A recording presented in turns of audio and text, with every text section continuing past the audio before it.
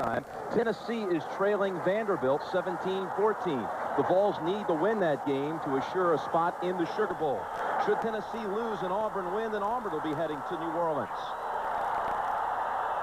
Tim Brand is alongside, and Tim, you've been to this game numerous times. You know what this rivalry is all about. Jim, there's not a more intense rivalry in the entire country. Friendships have ended, marriages have broken up, business relationships have been severed because of this game. A couple of things to look for early. Number one, Auburn's quarterback, Stan White, just a freshman, grew up here in Birmingham, Alabama. First one to tell you that this Auburn offense has struggled this year. Secondly, the Alabama defense has been on a tear over the last 6 games. 35 sacks. They've allowed only 2 touchdowns. Right now, you've got to give Bama the edge. All right, we've talked about the factual state of this contest and the emotional end of it, but who better to hear from than the players about this great rivalry and how they look forward to it all year long. I think it's every kid's dream that's grown up in the state of Alabama to be able to play in that game one day, and it's always been a dream of mine. It's bad. It's, you know, it's our 5th year, and, you know, we've been unable to beat them so far in the other 4. And to me, the Tennessee game and the Auburn game of your senior years is a game you're going to look back on 10 or 15 years from now and remember. This is one of those things that you truly take to heart. This is something you remember for a lifetime, and I think there's no other experience like this. It's war. This is probably the best way to put it. Unlike any other, better than Notre Dame and Florida State, Tennessee, it'll be uncomparable. It's just the biggest game of the season for us. This is my last game here at Auburn, my last Alabama-Auburn game. I've started getting butterflies since our last game, and that's how important this game is to me. Well, the butterflies are about to end as the ball is in the air. Alabama kicking to Auburn, and a whistle. The Crimson Tide had won the toss and deferred. Jim, that's an indicator right there of what we just talked about. They win the toss, they defer it. They want to get that defense on the field to set the tone right now. Gene Stallings, in his first year at Alabama, his team has recovered after a disastrous 0-3 start, winning 6 of the last 7. And, of course, we're joined, as always, by our sideline man extraordinaire, John Dockery. Doc? Thank you, Jim Nance. When you look at this game, the margin of victory, the maximum margin of victory over the last 5 years has been a mere 10 points. As you guys have been talking about, it may be one of those low-scoring defensive struggles that comes down to the kicking game. Both teams have excellent kickers. Look at Auburn. Jim Van Weil has been the difference in 3 of 7 Auburn victories, including a last-second game winner against Florida State. Philip Doyle, who is getting ready to kick off right now, may be the best kicker in the country, the All-America for Alabama. He's icy cool. And against Tennessee, 40 seconds, 47-yard field goal, 4 seconds left, won it for Alabama 9-6. So kicking may be the difference today. Back to you guys. Casey downs it for Auburn. The Tigers come in at 7-2-1 on the season. Alex Smith was back there as well. He carries the football off the field. But let's meet the Auburn Tigers on offense, led by a freshman quarterback, Stan White. Jim, as you're looking at the starting lineup, James Joseph, who played tailback and fullback, Stacy Danley, both of these guys have not had the type of year that they had hoped for. Taylor, outstanding receiver, and Wisely just coming back. They made Alabama kick off again because still they had timeout. They hadn't started the clock. They made them re-kick.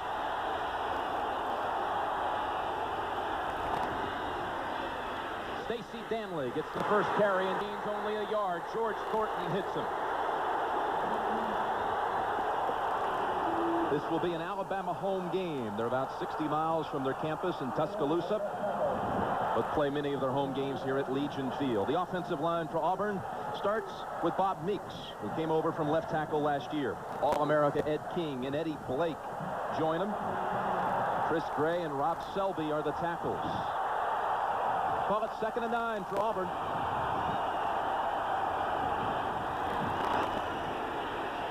Stan White buried. Byron Holbrooks.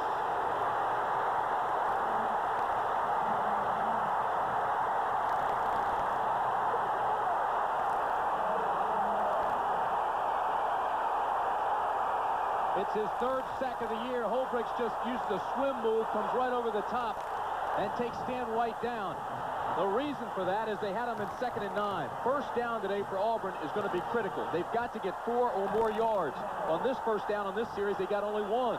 So what happens? You can load up defensively and force the offense to pass. Alabama knew they were going to pass and sacked him. 3rd down and 15. And a whistle.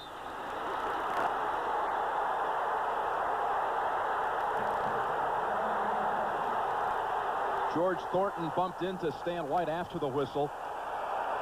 Some of the Auburn offensive linemen try to come to their freshman quarterback's rescue. See, they get a little tempers flaring. There hadn't been a personal foul in this rivalry since 1986.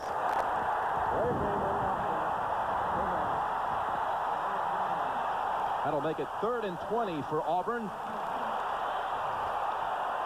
The Tigers of Coach Pat Dye is in his 10th season, and he's seen his team beat Bama 4 straight years. To his right there at the headset is Heisman Trophy winner Pat Sullivan. 3rd and 20.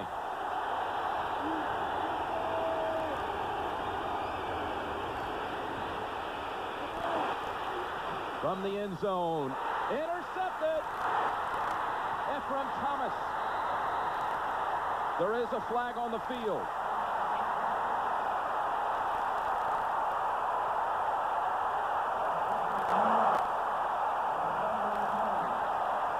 There is a flag. It was intended for James Joseph, and co-captain Ephraim Thomas of the Crimson Tide made the interception his 2nd of the year.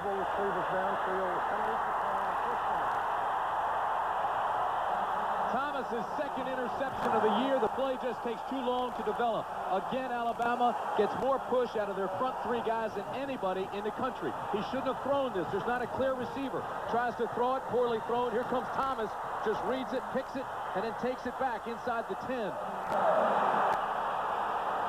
The key for Auburn, the Tigers have to be patient, play field position, and hope for a big play. So far, they haven't been patient. The big play went to Alabama.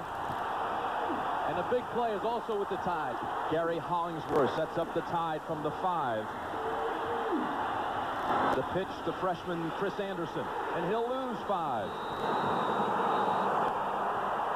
Hit by James Willis, an outstanding freshman linebacker, and David Rocker. Senior Gary Hollingsworth. He's thrown 4 touchdowns, 13 interceptions this year. Turner is the fullback and a good receiver out of the backfield. Chris Anderson's coming on at tailback. Lamont Russell's a receiver along with Donnie Finkley, and the tight end is Steve Buskey. Chris Anderson losing 5. It'll be 2nd and goal from the 10.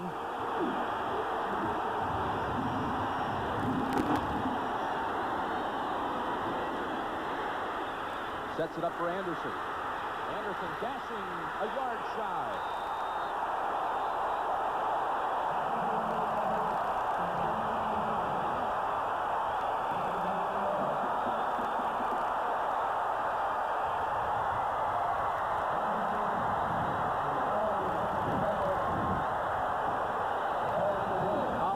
Checking the formations and the plays. He wears them on his wrist. They knew coming in. It's an I-back team. They wanted to use draws and screens because Auburn has not reacted well to screens all year. Really had trouble against Florida and Florida State. 3rd and goal. Robert Jones and Martin Houston in the backfield. It's Robert Jones scoring for Alabama.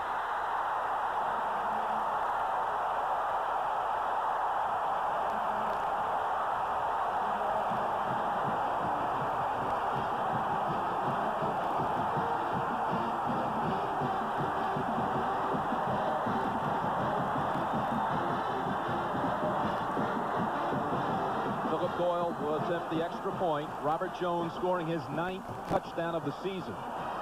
He's a short yardage specialist, and he delivers on 3rd and goal. Doyle has not missed all year. Quickly, it's 7-0 Crimson Tide. Alabama will double down on the nose guard, blast the fullback in the middle. They'll do that all day long. Here comes Robert Jones. That's Bobby Humphrey's cousin. Sold Cokes in the stands here at Legion Field as a kid. Grew up just 2 blocks away. He's got Bama on the board.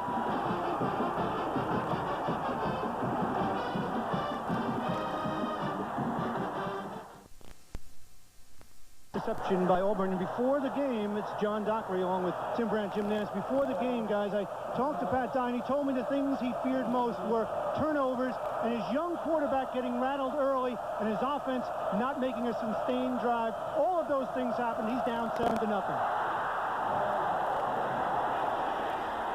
Doyle drives it again to the back of the end zone, and Casey will let Auburn begin the drive again from the 20. Now the Alabama defense that was so impressive right away. Robert Stewart, junior from Ashford, Alabama, is the nose tackle.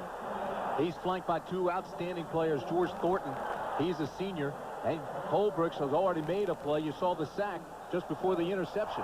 Outside of him, Sullins and Oden are the middle linebackers. Sullins is the leading tackler on that defensive unit, and then Webb and Hammond outside. Outstanding defensive unit for Alabama. Movement early.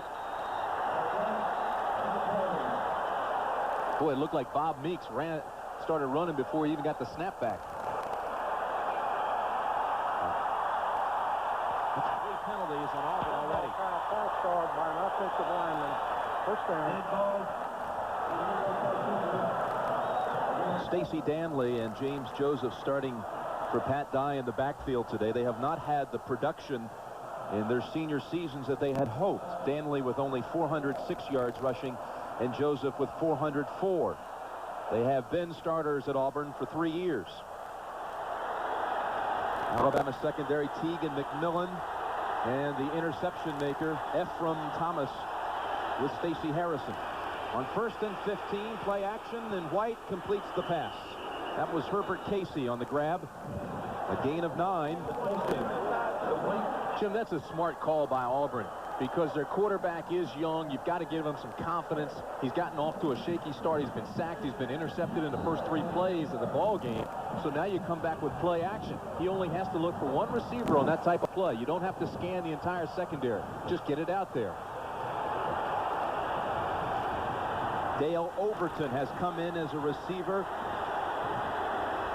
Darrell Williams and Tony Richardson in the backfield. 2nd and 6. Lectron Williams dropped for a loss by Derek Oden. A loss of a yard. Vanderbilt with the field goal edge on Tennessee. Kicked the field goal with 8 seconds left in the half to go up 3. They're about to begin the 3rd. Of course, you mentioned how terribly important that game is to this one right here. With a win today, Auburn could at least share the SEC title for the 4th straight year. If Tennessee loses and Auburn wins, Auburn goes to New Orleans in the Sugar Bowl. 3rd and 7, pass by White. Complete. It's Fred Baxter picking up the first down. A gain of 16. We need to explain one other option. Should Tennessee lose and Alabama win, then it looks like Ole Miss would be going to the Sugar Bowl. Biggest play of the game for Auburn thus far. Again, he sees him dragging across the middle. It's his tight end, Fred Baxter. That's Baxter's 13th catch of the year. Could be the most talented tight end that the Tigers have. You're still going with the high percentages passes, the dink and dunk, just getting some confidence early. 1st and 10. Darrell Williams showing his speed and bouncing out to the 50. Ephraim Thomas brought him down after a gain of 11.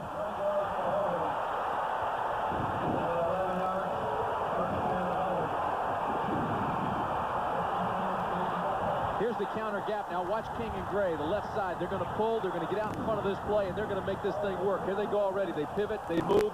And then here he comes, straight up the middle. Williams finds the hole and then blasts through it. He's into the secondary before Thomas comes up and makes contact.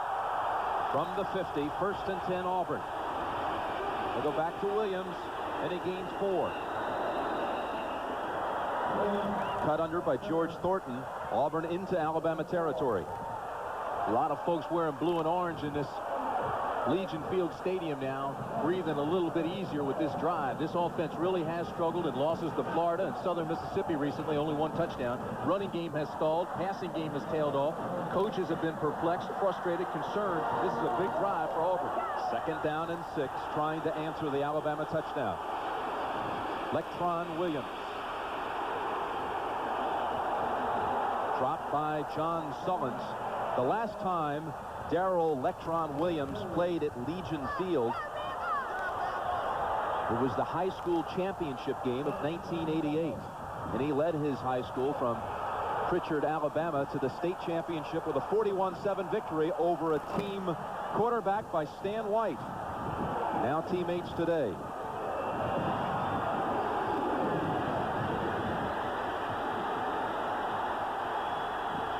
Stan White's first game back to Legion Field as well. 6 defensive backs for Alabama. 3rd and 4. Quarterback draw. Pulling for the first, but won't make it. You know, Lorenzo Ward just held on to that ankle and wouldn't let him squirm free. So it's 4th and 2 for the Tigers. Lorenzo Ward was one of the guys that just came in that dime package for Alabama. He just hung in the middle like a hidden safety, almost a linebacker, waited for the draw. He was the spy. Richie Nell. Barefooted boot inside of the 20, bouncing at the 11. Will they chase it down? No. Touch it back to the 20.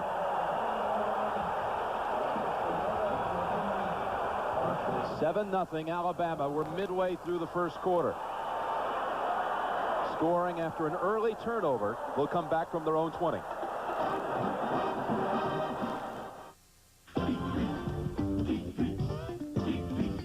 You got it. You will.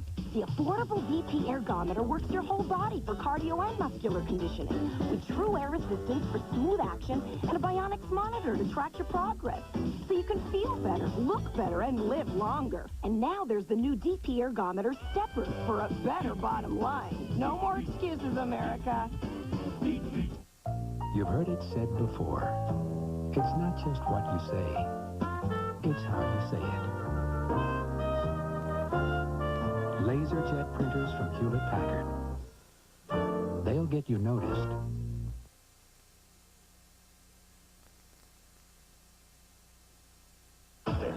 Easier and works in lots of places manual wrenches can't. The Black & Decker Power Ratchet. It's really turning a lot of heads. The bigger-than-ever 4-door Chevy S10 Blazer. Now America's best-loved sport utility vehicle gives you 4 doors and standard 4-wheel anti-lock brakes. The bigger-than-ever, better-than-ever 1991 4-door S10 Blazer. Open one up and see why more people are winning with. Now it's easy to win with a heartbeat. Virginia's Sean Moore, BYU's Ty Detmer, Notre Dame's Raheem Ismail, Houston's David Klingler, Colorado's Eric Bieniemy. The announcement of the Heisman winner today on CBS Sports.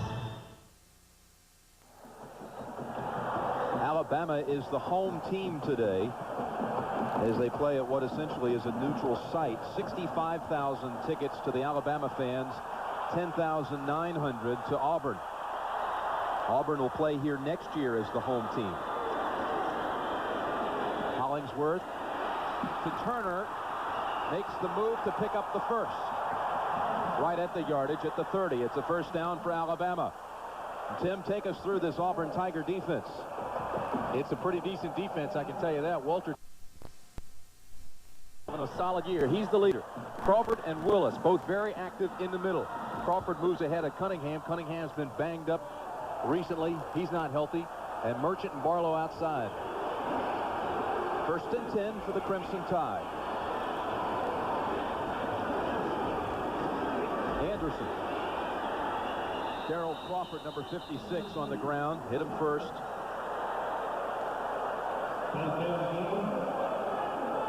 Ramsey and Barlow are the cornerbacks. Barlow could be the most consistent player in the Auburn secondary. And then the safeties, Wallace and Wiley. Wiley's been playing very good. Wallace, 1 sack, 4 interceptions. He's the leader in that category.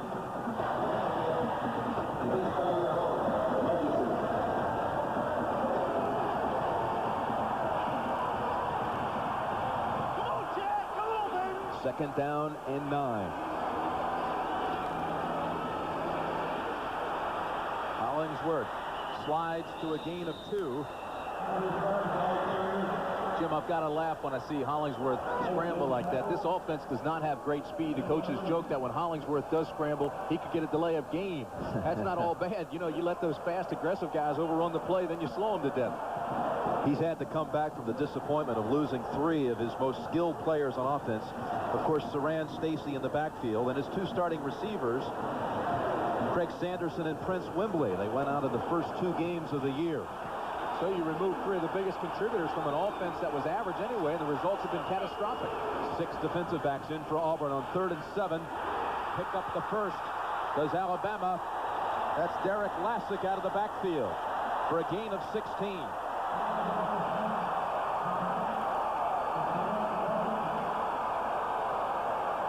He was right where he was supposed to be, too. They're keeping things simple for Hollingsworth, and he drills this one. Again, he drops, looks across the middle. The receiver's right where he should be. He's making his outcut. He's a strong arm player now. Not a great gun on him, not a great trigger man, but he can get the ball to you. Former baseball player, relief pitcher. 1st and 10. Hollingsworth 3 for 3 here early. On the pitch, Chris Anderson. We're going to see him a lot today. He's a true freshman from Huntsville, Alabama. 5'8", 175, but he can be very explosive. We haven't had a chance to see that yet. Well, he had a string of a couple of 100-yard games in a row there. Had that broken in the last game against Cincinnati. He had only 95 yards, but he averages 6.5 yards every time he touches it. Says he's 5'8", might be 5'7". They call him Mustang, like one of the 4 horsemen. Gets behind those big linemen and plays hide-and-go-seek back there. You figure he's 5'7", 5'8". His offensive line averages 6'4", 270, so he can get lost back there. It's a great asset. Talked about Hollingsworth being a baseball player in years past at Alabama. Anderson will play center field this year for the Bama baseball team this spring. How about Derek Warren, the tight end? He was trying to decide whether to go to Notre Dame to play football or the Mets to play baseball. Decided not to sign with the Mets. Came to Alabama instead to play both. 2nd down and 7. Dabo Sweeney's in the game as a receiver for the Crimson Tide. Back into Auburn territory. Donnie Finkley fell down, and it looked like a miscommunication on the route anyway. Attempting to cut back, I guess he lost his footing. Let's bring in John Dockery again. Hey, Jim, local police used this game to sting some bad guys. Listen to this. They sent out 800 special invitations to outstanding warrants, people with outstanding warrants, and they invited them to the Civic Center, telling them that they get free tickets if they came down and a chance to go to the Sugar Bowl. Well, about 200 showed up, but they didn't get free tickets to today's game, but rather they got a free ride to the can. Just shows you, like in the movies, huh? This game has some lure, even for the bad guys. 3rd down and 7. And Hollingsworth pass. Oh, my. Over the head of Finkley, who was open. Was he open? There was not a soul back there. Hollingsworth, all he had to do was just throw a pop-up out there. That was a horrible pass, and he knows it. Look at him. You will not believe this. He's looking to his left all the way. Everybody's covered. He thinks, I'm going to scramble. All of a sudden, he looks out, and he sees Finkley. Finkley is all by himself. Now, look at this. There's not a player within 20 yards of him. The punt to Wasden. Wasden gets the corner. Shane Wasden. Still on his feet at the 40. And down him there. He's an excellent punt return man. 29 yards on the return by Wasden.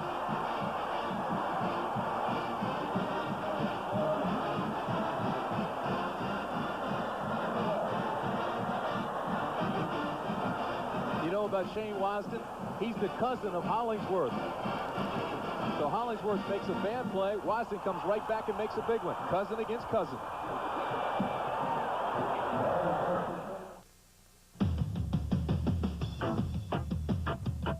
By 10:30 a.m. any business day, one company will guarantee delivery of your overnight air packages to more people, places, and businesses than anyone else in the industry. UPS introduces 10:30 a.m. guaranteed overnight air delivery. 62,000 trucks. No waiting. There was magic in that ballpark. We both felt it. Dad handed me an Ultimaxim 5009. Clark digs in. Bulldog into his windup. No snapshot camera is this special because Maxim has it all. Telephoto zoom for detail. Ultra-fast autofocus. Lucky shot, rookie. Even built-in flash.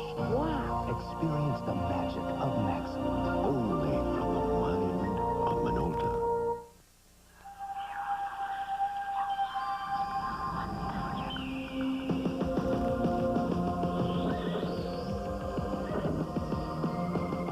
Aspen Cologne for men. Aspen, now.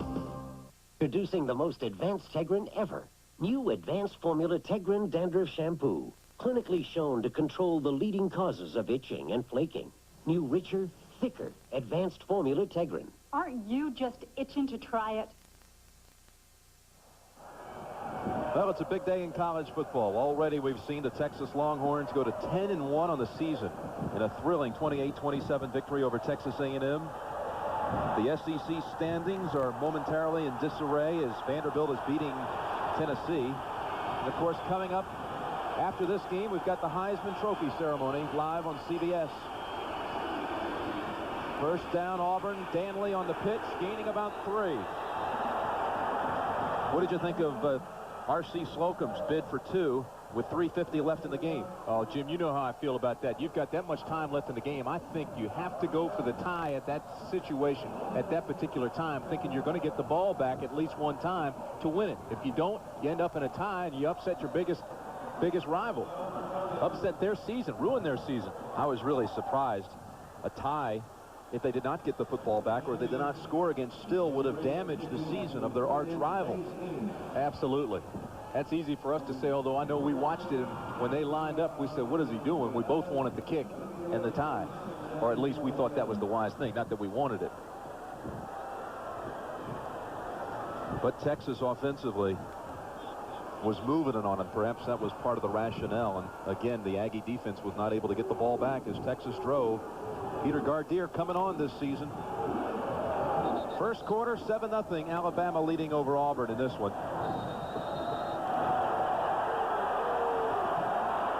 After an official's timeout, it's 2nd and 8 for the Tigers.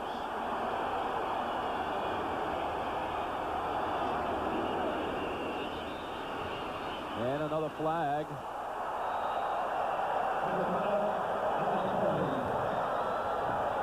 Seen a number of flags early in this one. A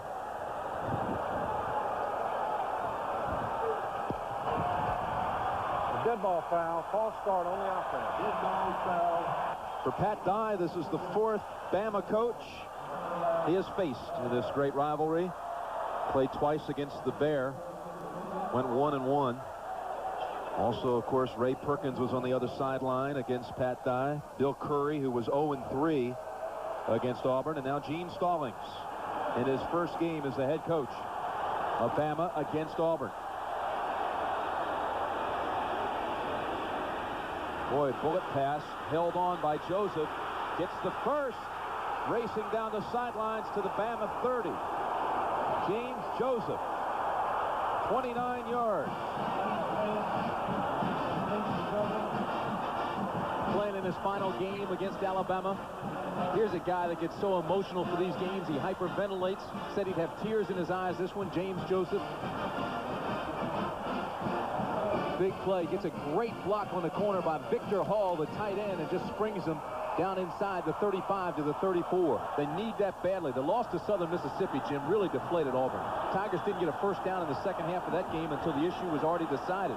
They need to score a touchdown or get a field goal at least. They're spotting him down at the 34. They go back to Lectron Williams. And a gain of a yard. Steve Webb brought him down. Alabama defense has allowed only 2 touchdowns since September 29th. 2 touchdowns in October and November. Defense has just been on a tear. You came into this game seeing this defense right here with 35 sacks. They get such a great push out of their 3-down linemen. They don't have to blitz. So what they do is they load up with defensive backs and have them run to the football. It's an outstanding defense that limits you on first downs. 2nd and 9, passing all the way. Stan White up and over. The defense incomplete. Pass interference. Got the pass interference on the pass to Victor Hall. Victor Hall, the junior from Anniston, Alabama, the starting tight end. He was the target for Stan White. I've got to see it again. I thought it was incidental contact. There was the bump. They were both looking back. But the flag, there was no hesitation. See, he's looking back there, and when he does, he accidentally hits his leg. That's incidental contact. I don't think there should have been a flag on this at all. Here it is again. Look, both of them are looking for the ball. They just touch legs. And if the legs tangled, it wasn't for very long. No, and the back judge was back there, see, and all he could see was Victor Hall, who's 6'3", 228 pounds. So he was blocked out from Stacey Harrison. He couldn't really see it through the flag immediately. Football is at the 18. At the 18, make it the 17 of Alabama. First and 10. Herbert Casey and Dale Overton in for Auburn.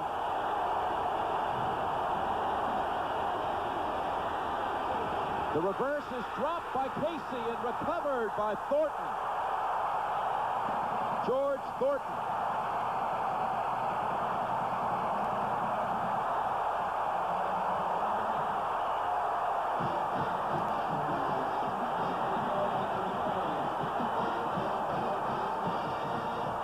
I don't think Thornton made a great play here. I think just the ball was dropped, and Thornton, look, who's trying to now reroute himself, comes up with it, and the ball bounced right to him. He's the only returning starter on that defense.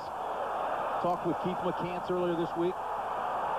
McCants told me he wished he could play in this thing. He's a first-round draft pick, Thornton will be, but that was not a great play. But it's a recovery, and that stops Auburn's drive. Anderson for a gain of a yard. Tennessee has just scored a touchdown. Tony Thompson into the end zone for the Volunteers, leading Vandy in the third, 21-17.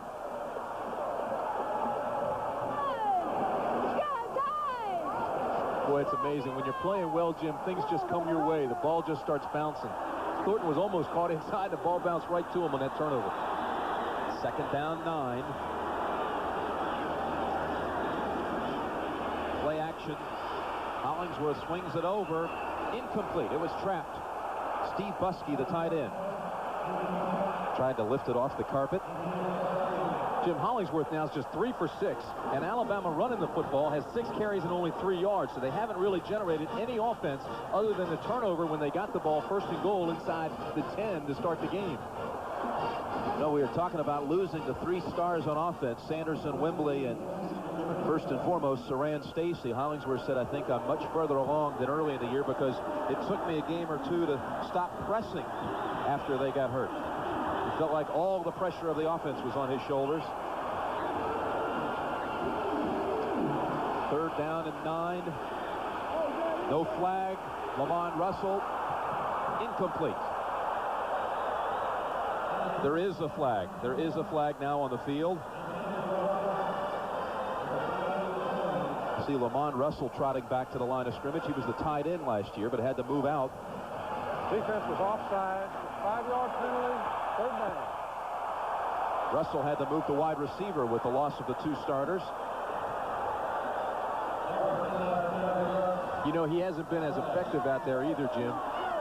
He was an outstanding tight end. As a matter of fact, they voted him the tight end of the decade at Alabama last year, but he escapes linebackers better than he does cornerbacks. Struggled a little bit out there.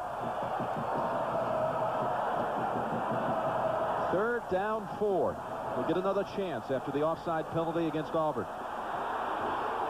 Martin Houston is the single back. 4 receivers in all. Houston.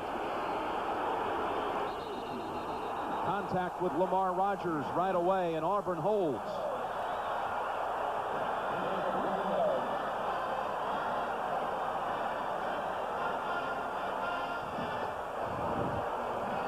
.150 left in the first quarter. Bama leading 7-0. Tank Williamson is the punter.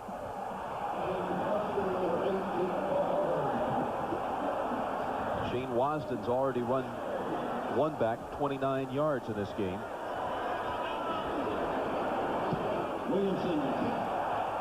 Well, Tank really got all of that one. Back to the 20 is Wasden. And out of bounds. Throw a flag. They did. That's unnecessary. It shouldn't even happen like that. Once he's out of bounds, let him go.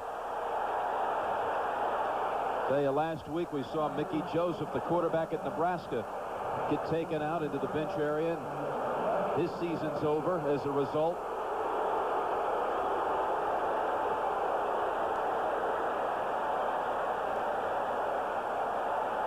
Here it is again. Now here comes Buskey, Steve Buskey. I'm sure he doesn't want to hurt Wasden.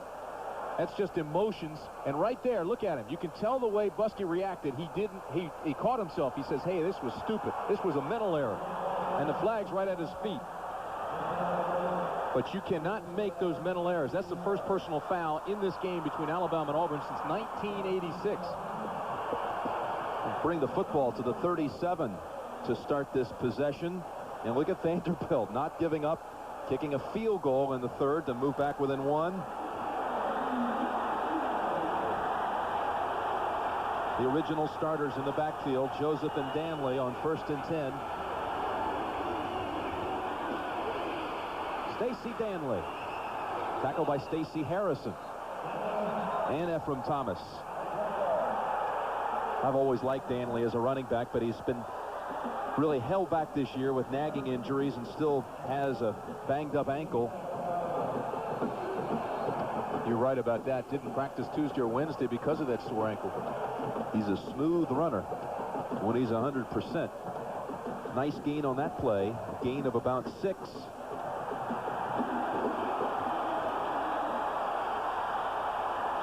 Second and 4. Here he is again, Danley. Hit first by Stacy Harrison, and another flag falls.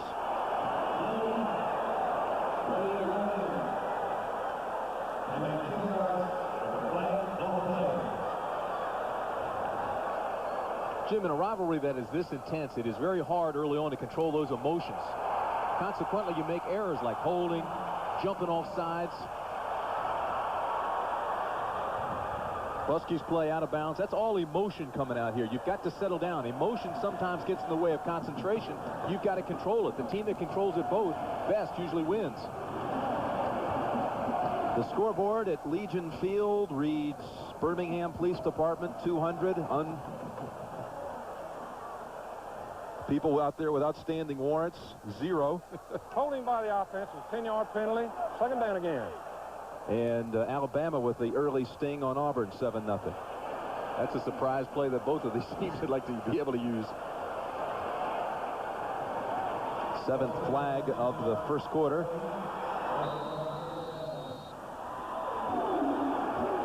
Tony Richardson returns to the lineup. Stan White, a Birmingham native. Stan White's telling him to hurry up, wants to get the play in and get him in and out of the hustle.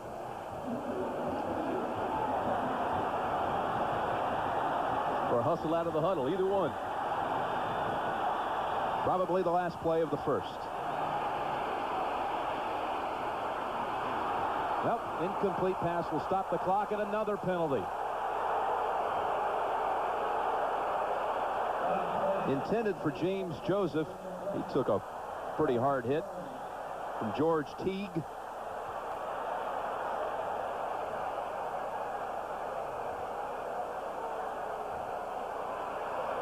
Pass interference on the defense. The penalty is at the spot, but it's automatic first down. Automatic first on this play, Tim Brandt.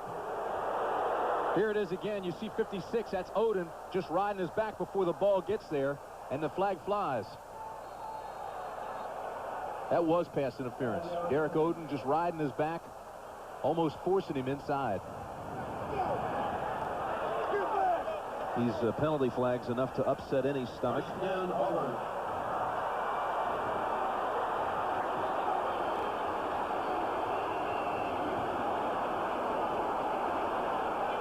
Jim, you know, one of the knocks on this Auburn offense is the fact that 3 guys run the offense. Larry Blakeney, Pat Sullivan, Neil Callaway. Pat Dye has the final say, but there is no offensive coordinator, so it's offense by committee. There is no boss, and that's hurt the offense a little bit. Nobody's really taken charge of it. Talking about possible changes in the offseason. Haven't had an offensive coordinator at Auburn since Jack Crow in the mid-'80s, the present-day Arkansas coach. Automatic first. Stanley on the run. Fumbles the football, but it goes out of bounds. Gained 4 yards on the fumble, too. Ball will be marked where it went out. 4 yards ahead of where he was tackled.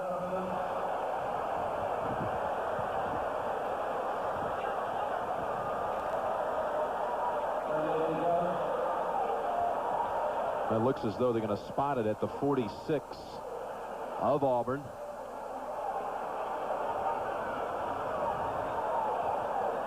We've had whistles since the opening kickoff and before. But it's a 7-0 lead for Alabama, and we'll return to Legion Field after this message and a word from your local station.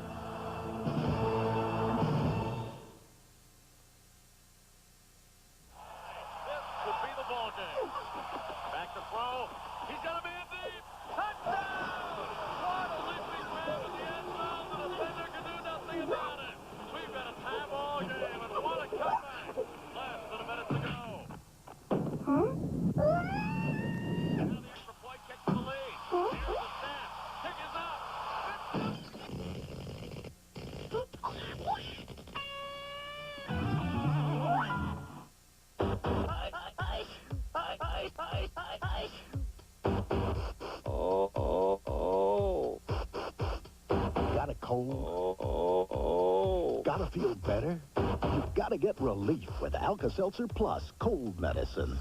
It works. It's fast. It works fast. When you've got to get relief fast, you got to get Alka-Seltzer Plus. And now, for sinus and allergy relief, try new Alka-Seltzer Plus sinus allergy medicine.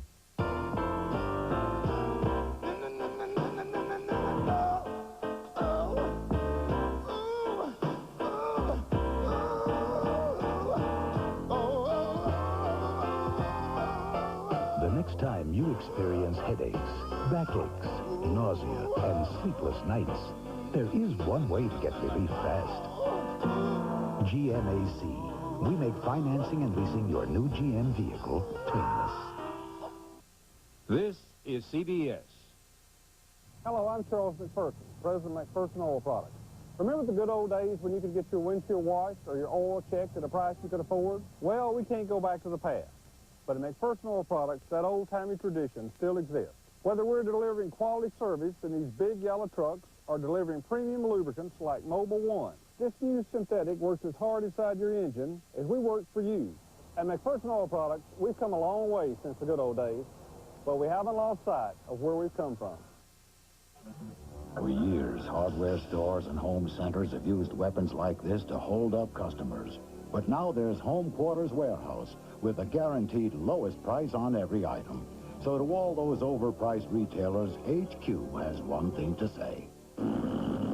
Featured now, the Black & Decker Variable Speed Reversible Cordless Drill Kit with 2 energy packs to double your runtime. Home Quarters Warehouse, the bigger the better. All area stores are celebrating our grand opening in Parkway East. I'm Mickey Ferguson. Join me for a 42 weekend night desk at 10.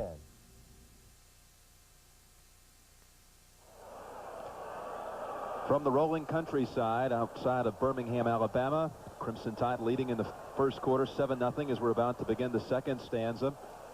Starting center for the Crimson Tide, Roger Schultz, getting a treatment on the sidelines, Tim. May have pinched a nerve in there. Looks like they're working on it, trying to work the kink out of that thing. He's one of those guys that lay it on the line, sells out every play, scratch you, hold you, whatever it takes. He needs that neck, though. He's going against Walter Tate, the nose guard. They go face to face. 2nd and 2. It's Richardson. Looks as though he'll have the first for Auburn. Jim Nance along with Tim Brand and John Dockery from Legion Field.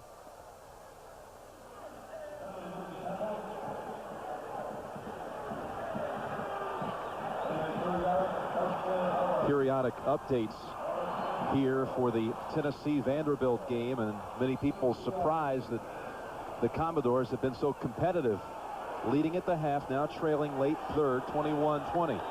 That game will have all kinds of ramifications on the Sugar Bowl team from the SEC. Alex Smith in the game as a running back. Smith gets the run. Smith picks up a quick 7. This is a guy Pat Dye is really high on at the moment. Alex Smith, junior from College Park, Georgia. He's averaged almost 9 yards a carry got good size, good speed, Jim. Excuse me. The coaches, you're right, they do like him, but they haven't had a chance to get him much playing time at the end of the games because all the games for Auburn have been close. 2nd down and 3 in Alabama territory. It's Alex Smith again on the pitch. 1st down for Auburn. Bouncing around is Smith. Alex Smith inside of the 15. And another flag on the tail end of it.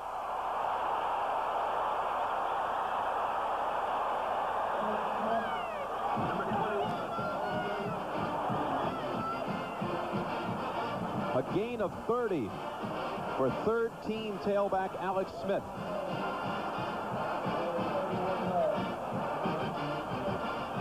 Offensive line averages 280 pounds. Watch them ride out their blocks. They fan block, they run them out. It's not power blocking, just get him out of the way. Now you could be looking at the next great running back here, Alex Smith. He just glides, bounces off tacklers. He's a junior, and again, I tell you, he has not had much playing time, but he can run. The penalty on the offense, 15-yard penalty from the end of the run, could be a 1st down. Well, a face mask will take 15 yards away and bring it back to the 28. We may see a lot more of Smith today, Jim. Anybody that's getting more than 9 yards a carry has got to play. He just got his hand caught in a face mask trying to give a stiff arm.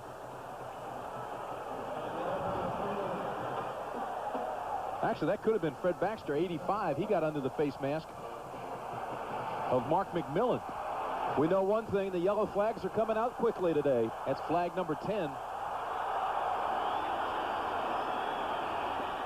Back to Victor Hall. Stumbles to the 23.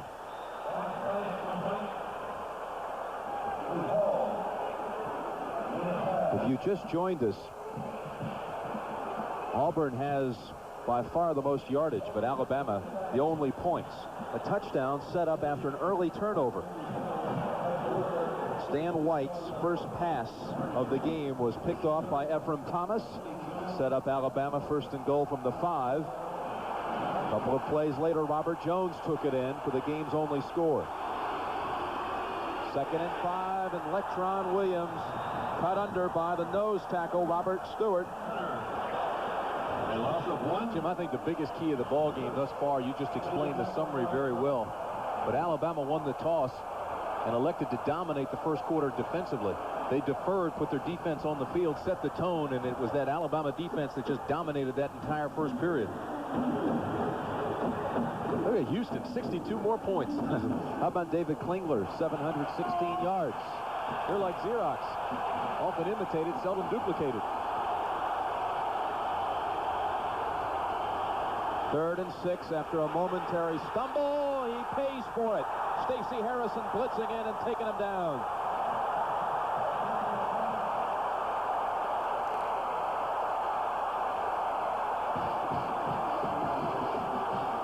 Came on the safety blitz as his 5th sack of the year. Nobody even touches him. They don't even see or suspect that he's coming. Comes through clearly. So I tell you, he'll put a quiver down your spine, activate a few nerve endings. He's a vicious hitter. He's also very fast. Nell has to punt. And straight into the end zone. Auburn has fumbled once inside of the 20 on an attempted reverse. This time the drive was really kind of halted after a penalty. The ball had been at the 13-yard line. The 91st Army-Navy game next Saturday.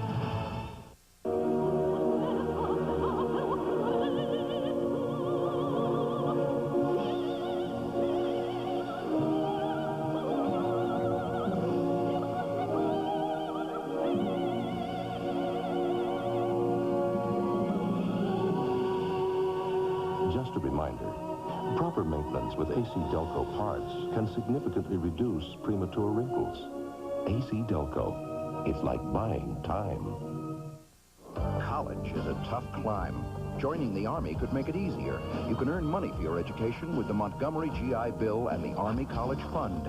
And you'll develop the confidence and determination that can get you to the top in college and beyond. The product.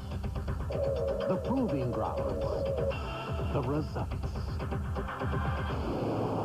STP gas treatment is the edge.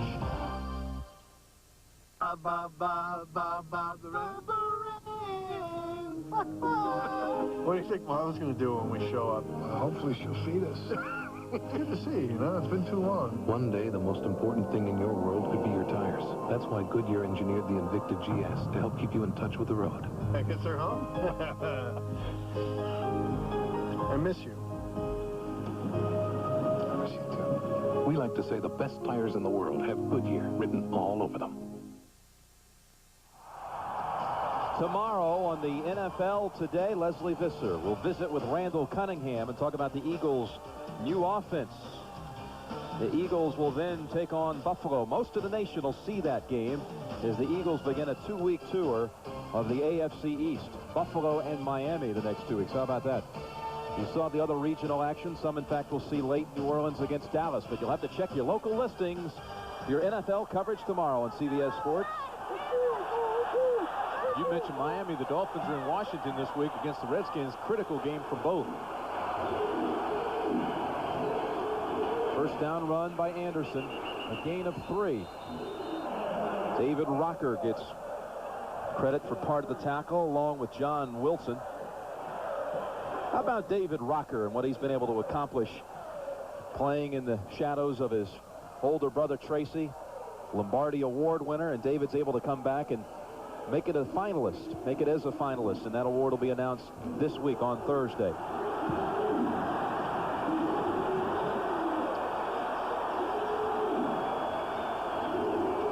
Second and 7. John Wilson coming in. They get the pass over him to Anderson. A loss of yardage. James Willis and Benny Pierce.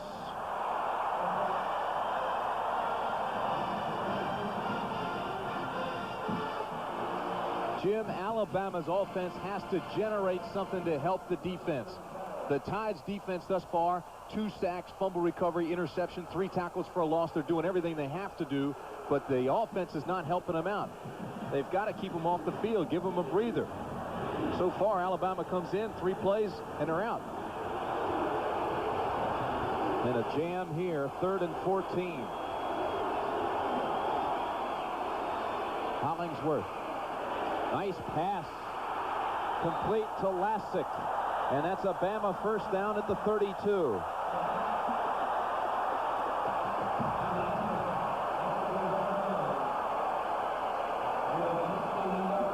Just when we said they needed a big play, they did. This is a great touch pass by Hollingsworth. He finds Lassick.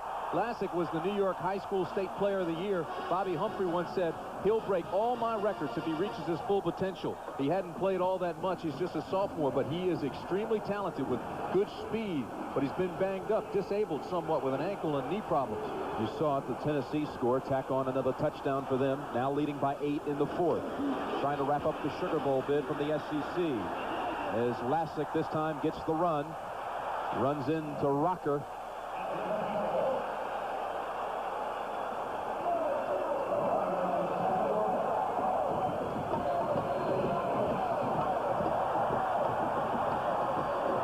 David Rocker, Chris Zorich, Mo Gardner of Illinois, Russell Maryland of Miami. They're the 4 Lombardi finalists for the outstanding lineman in college football. Second down. Call it 4. Lassick getting a workout now and getting the first down. Bumped out by Wiley.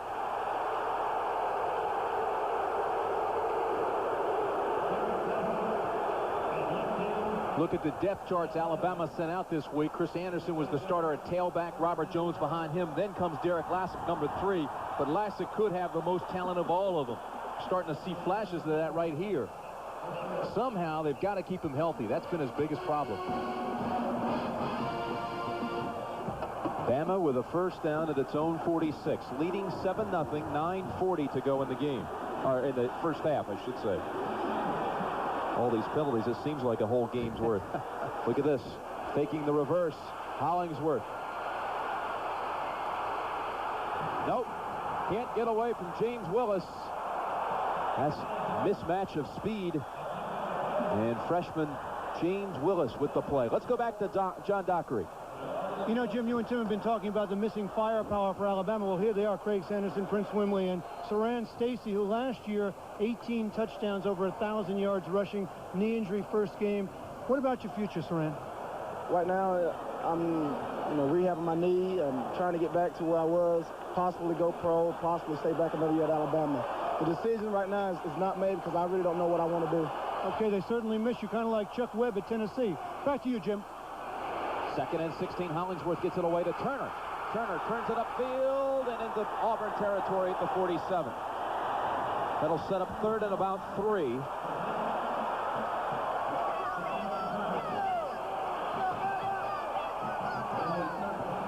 Here's an outstanding play by Hollingsworth this time. He feels the pressure, even takes the hit, and still throws as he's going down and makes the completion to Turner.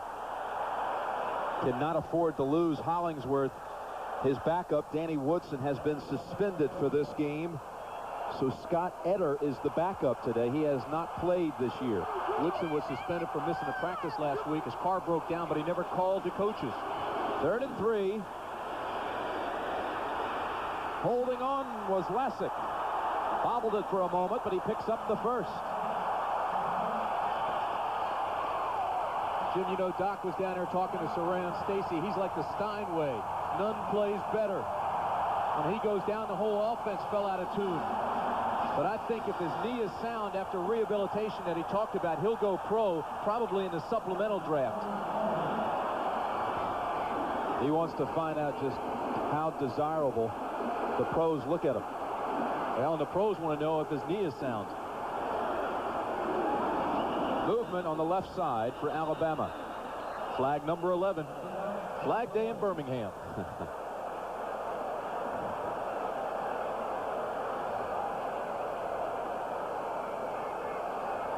Dead ball foul. False start on the offense. First down.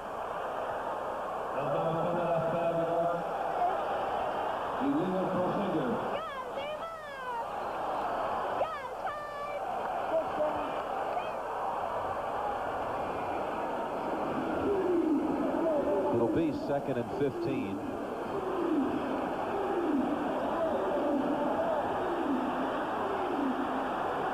Hollingsworth said this was the game, the one game I'll always remember. As a senior, his regular season ends today. He pitches to Anderson, who makes a nice move to the middle and drives to the 38. It'll be 2nd and 8 from the 38. You know, Alabama has had a tough time beating the play clock all year. It's been one of their problems, something they've been conscious about, trying to get the plays in, get up to the line of scrimmage, get it called, get it snapped. That time, Hollingsworth snapped the ball with 1 second on the play clock.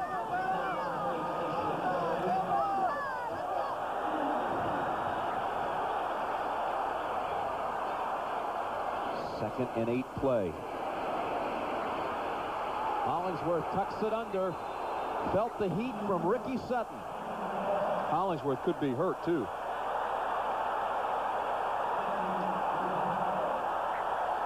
Came down hard on his head and shoulder. It was almost like a pile drive. Perfectly legal, but he's feeling the sting of it now. Watch this. Here comes a hit from behind by Sutton and just drives him into that hard carpet right down on that right shoulder in the neck.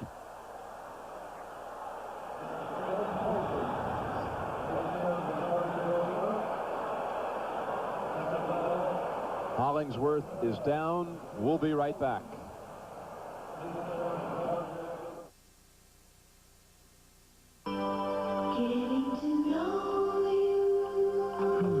Geostorm.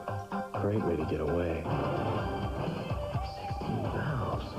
Hello, road. The turns. The hills. This is it. Now this can be contagious. Now's the time to get to know the Geostorm at your Chevrolet Geo dealers.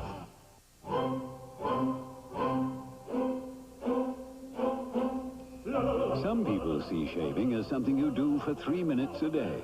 At Braun, we see it as something you do for a lifetime. And we think you should make the best of it. The Braun Shaver, with its 3 shaving positions. designed for those who choose to make a virtue out of necessity. Braun, the world's #1 selling foil shaver. Look.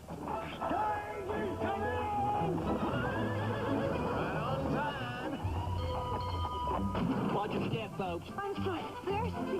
Yeah, a brand new stain. You must have cost a bund. Well, that's why he's using Tonico Unleaded. Won't have to worry about costly breakdown. Yep, breakdowns out here in the Badlands can be real dangerous. Come on, daylight. Come on. Have a good trip. Conoco. Hottest brand going.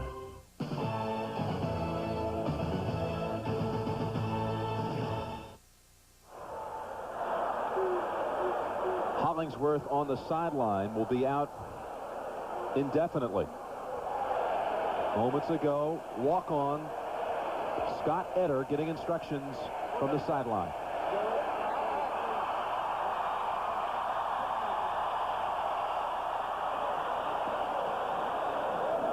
Hollingsworth out, Eder in. He's a sophomore from Lexington, Kentucky.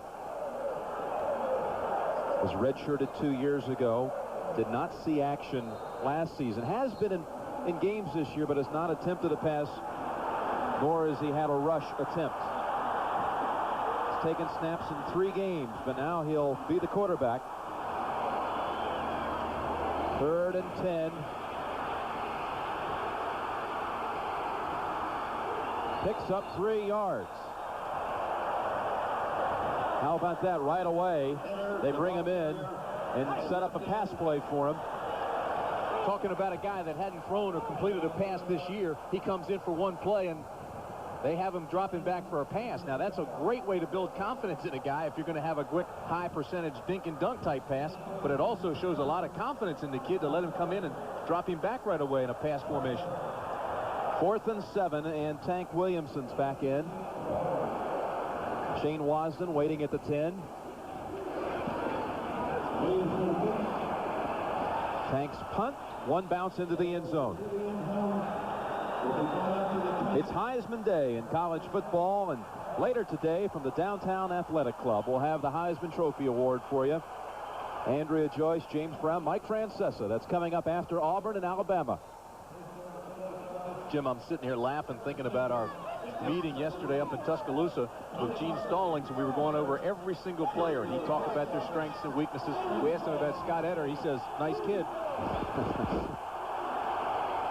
We'll find out from the Dockster if we'll be seeing Eder for the rest of the day.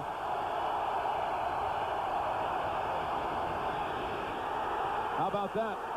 Robert Stewart running down Electron Williams for a loss of 3.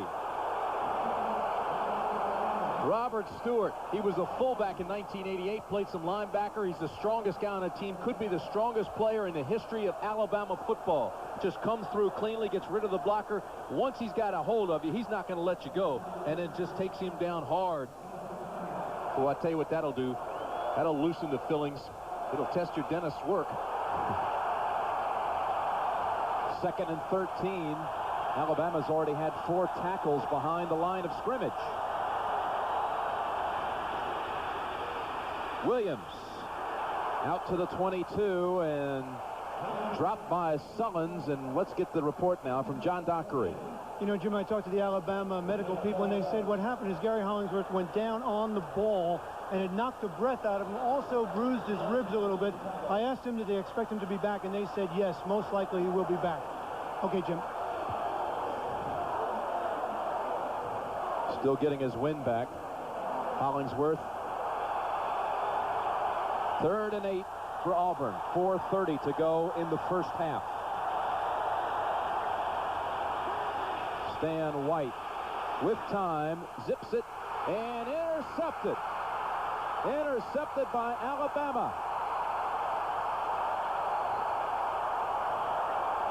Ryan Stutson with the pick.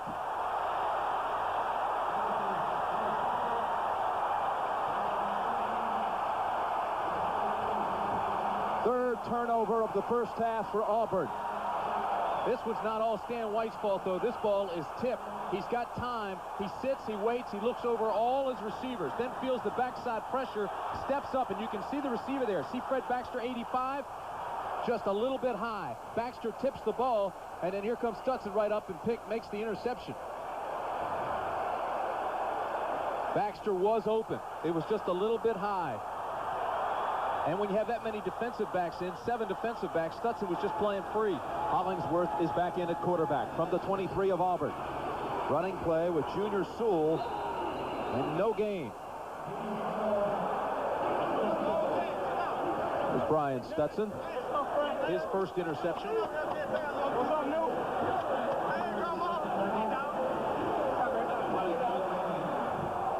Hollingsworth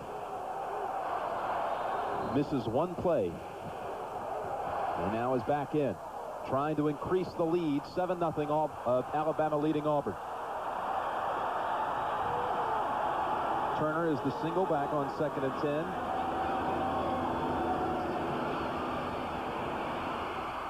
Lamont Russell about a yard shy of the first. Corey Barlow brought him down. Boy, you've got to give Hollingsworth a lot of credit. Gets shaken up, goes out, comes back in. He's a 5th-year player. You know, he wasn't a starter here. He came in with Billy Ray and Jeff Dunn. Ray Perkins offered him his only scholarship. His whole family are Auburn fans. He's a relief pitcher on the baseball team. Then Dunn got hurt early last year. Gary came in trailing 21-0 against Ole Miss, brought him back. By the end of the year, they voted him the quarterback of the decade. 3rd and 1. Robert Jones, the touchdown maker. Well, what do you think? He's going to be a little bit short, I believe, of the first. Eric Ramsey with the good open field tackle.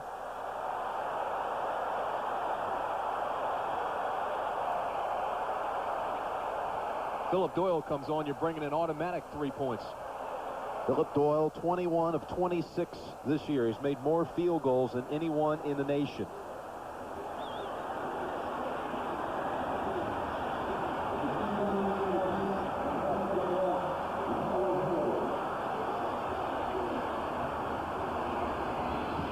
From 31 yards, Doyle is good. 10-0 Crimson Tide.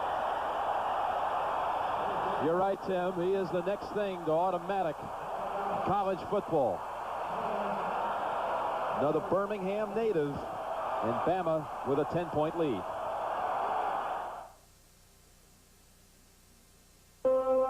The thirst for adventure is Michelob Dry.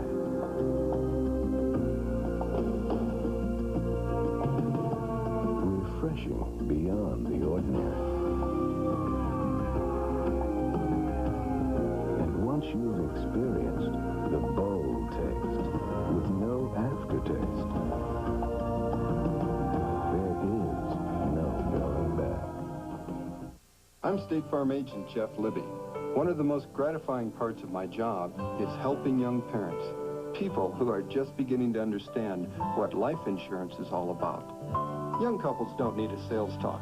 They just need to talk to someone who understands them and their life insurance needs. Now, I know what that promise of security means, and I don't believe there's a better promise a parent can make. And like a good neighbor, State Farm is there. Isotoner gloves. 1, 2, 3, 4. 1, 2, 3, 4. He'd kill for my driving gloves.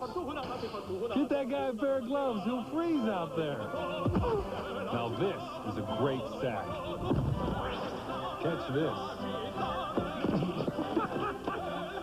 La la la la la la la la. So take care of the hands and take care of you. The Eagles, they knocked New York off their undefeated perch. Now they're shuffling off to shut down Jim Kelly and the Bills. The brawl in Buffalo Sunday. It's the kind of game going in you believe defense is going to be the story, and Alabama's defense is the one. 4 tackles for losses, 2 sacks, 2 interceptions, 1 fumble recovery. So they've been able to grab in all 3 turnovers, and that set them up for all 10 of their points. Kick bounces around to Casey at the 7. Herbert Casey. Tackled at the 22. Antonio Langham takes him out of bounds. And look out, folks.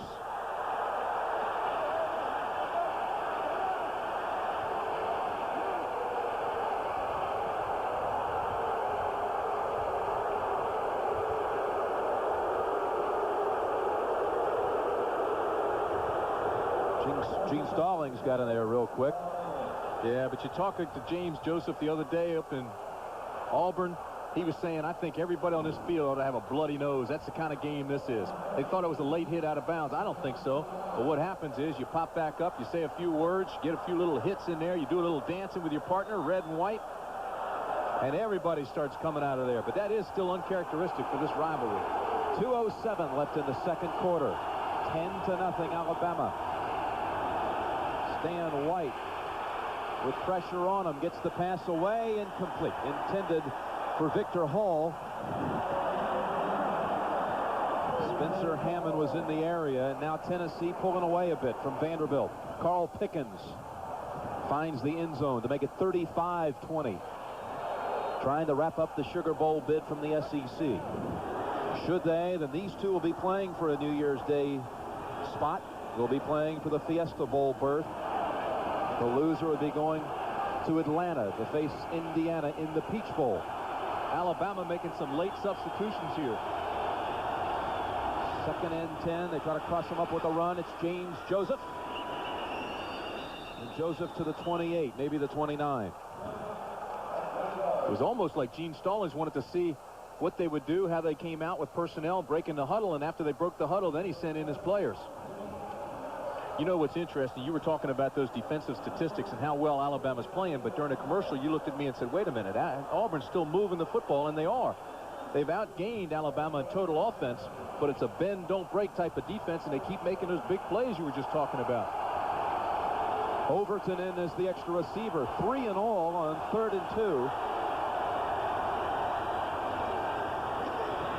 James Joseph will not even come close.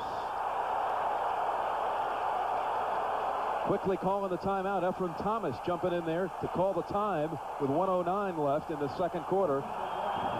Golly, what a play by the nose guard, Robert Stewart. He's the one that disrupted things, made him go wide, and let John Sullins fill.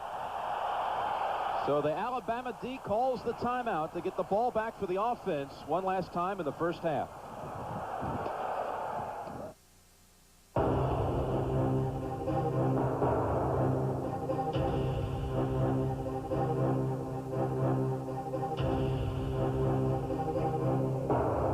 Choose to finance or lease your new GM vehicle someplace other than GMAC, you might find yourself waiting in line instead of out hugging one. GMAC. Nobody wants to put you and GM quality on the road faster. Hi, Chuck. Hi. You know, Ace is a place for all kinds of holiday stuff. From the tree and all the trimmings well, we to have the right stuff to put under it. Oh, you mean Hey, let me tell you. When it's time for ho, ho, ho, Ace is the place for me. Ho, ho, ho? Yeah, ho, ho, ho. You know. In redefining the laser printer, IBM made it 33% smaller, with 60% fewer parts than the old standard. Could that be the reason it's also 25% faster? The IBM laser printer, suddenly nothing else measures up. Not long ago, one of the first Lumina sedans was bought by a family of 5. They said they liked the gas mileage, all the room it had, and they liked the price. Since then, the Lumina sedan has quickly become the best-selling new car name in America. Apparently, a lot of people are winning with the heartbeat of America. That's the Dodge Chevrolet. Now it's easy to win with a heartbeat.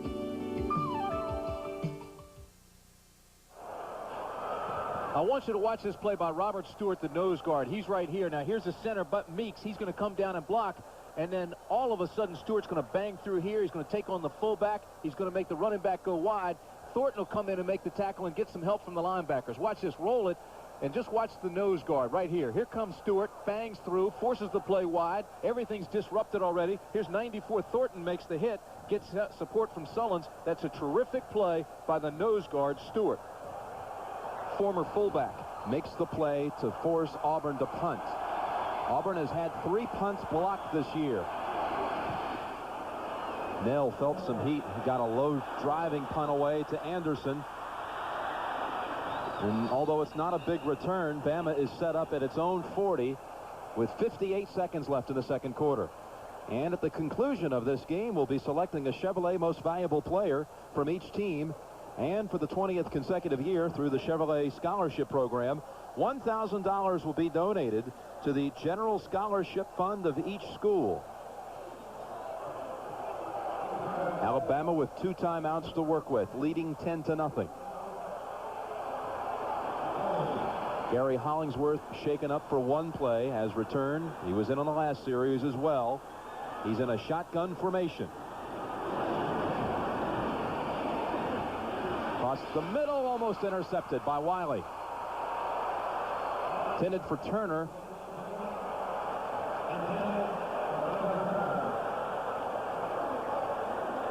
Wiley, the free safety, will come out of the right of your screen. He'll make this play, and then Corey Barlow comes in, just tag him, let him know. Here's the free safety. Boom, knock it out. And here comes Corey, just knocks him on his butt. Says, next time you come through there, you better be looking for us. From Opelika, Alabama. Had a nice visit there this week. Second down and 10. And it's stripped away by Rogers. Lamar Rogers takes it away from Kevin Turner. And Auburn is inside of the Alabama 40 with 49 seconds remaining in the quarter.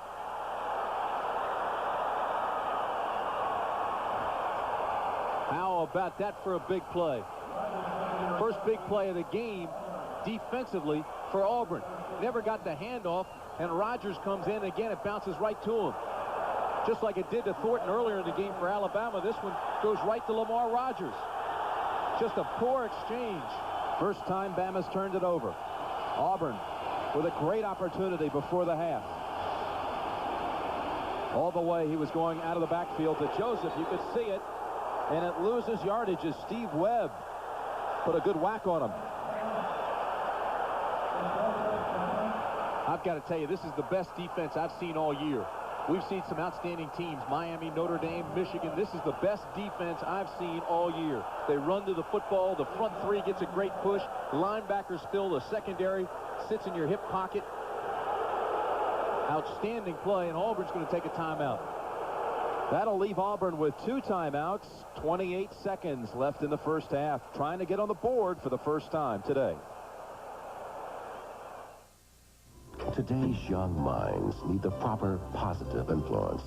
A steady hand to mold them to a responsible, active member of society. The 10 institutions of the Southeastern Conference are dedicated to providing the needed guidance and direction. Today's youth are tomorrow's leaders. So the final product is one that must endure a lifetime. The Southeastern Conference, the standard for excellence.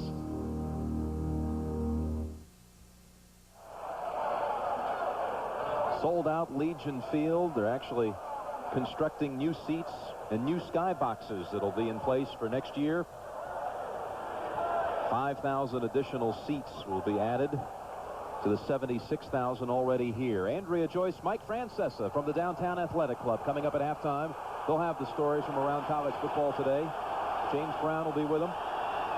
Second down and 13 to go. With the blitz, White gets it away. Caught by Taylor. And a timeout called. They're well short of the first. Timeout called by Auburn with 21 seconds left. That's Auburn's second. Tigers still have 1 left. Now they're in field goal range. We know that.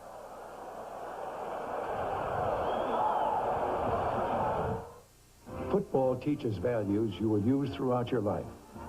11 people working together, working for a common goal. If you get knocked down, you must get up and try harder. Your opponent may be bigger and stronger, but you must do your best. Teamwork, perseverance, reacting to adversity, attributes needed for success. That's what college football means to me. Enjoy college football, an American tradition. Auburn faces 3rd and 8 from the 36 if they fail to gain yardage on this play. Jim Von Weil from 53 yards, perhaps. His career long is 48. He's getting ready on the sideline.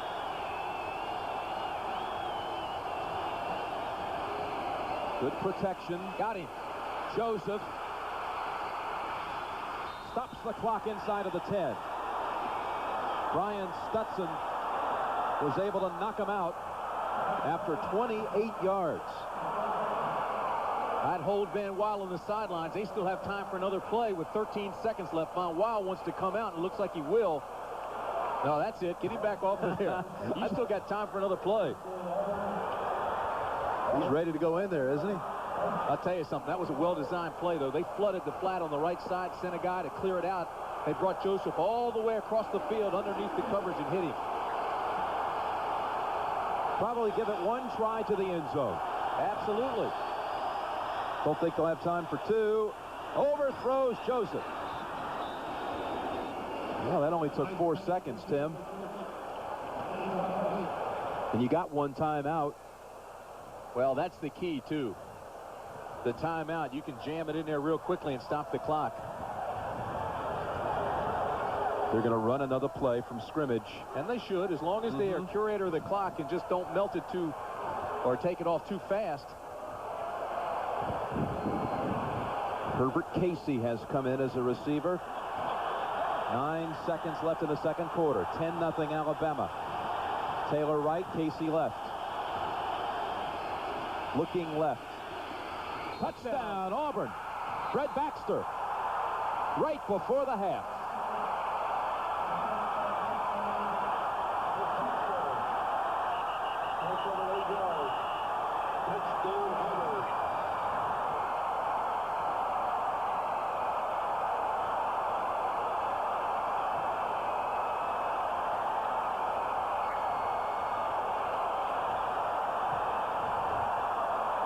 Stacey Harrison, the strong safety for Alabama, shaken up on the touchdown play to Fred Baxter.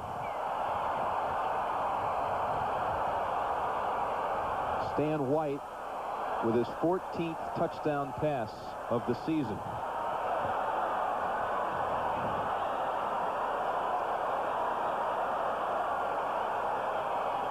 Baxter gets his first touchdown as an Auburn Tiger. Now Von Weil. Good job on the hole by Chris Dickinson. It's a bit of a low snap. 10-7 Alabama with 5 seconds before halftime. Outstanding use of the clock. Great touch by the quarterback, but a dangerous pass. Watch where Baxter is, surrounded by red jerseys. They use his height. He's 6'4". He's going against a cornerback or a safety back there, Stacey Harrison, who's 5'11".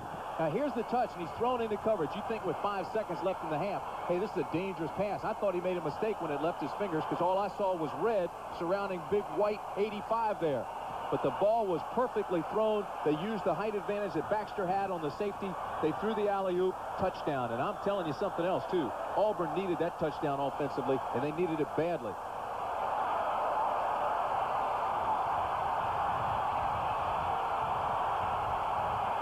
A tremendous boost for Auburn as Alabama had the football at its own 40, leading 10-0 in the final minute of the first half, and looking like it was going to maybe add some more. Had a chance to. Called the timeout to stop the clock, force Auburn to punt. Not only did they get the break, but the most important thing is they capitalized on it and maintained their composure. You had your kicker running out on the field, wanted to come out and kick. He said, hey, wait a minute now. We can use that clock and get 2 plays. Chris Dickinson handles the kickoff chores. Little quick onside kick. And recovered. Clock never moved. Auburn said it got the football. I don't know how they can say that. Look, they're still pointing like they have it. Lassick got it, and there was never any question about it, I didn't think. But they better adjust the clock. Football's at the 44. And now they're going to say that should have taken about 3 seconds.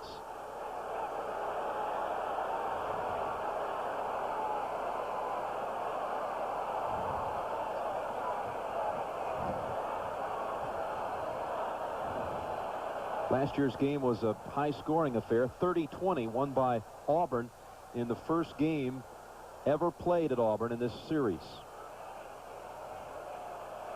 Part of the agreement to get Auburn involved in a home-and-home series, Auburn had to agree to play next year's home game back here at Legion Field. Malfunction of the clock. The clock operator will be on the field. We have 3 seconds left in the half. Well, we talked about it earlier. The last handful of games between these two, the point differential has been just 6 points. It's usually always close, and we expected a defensive game here.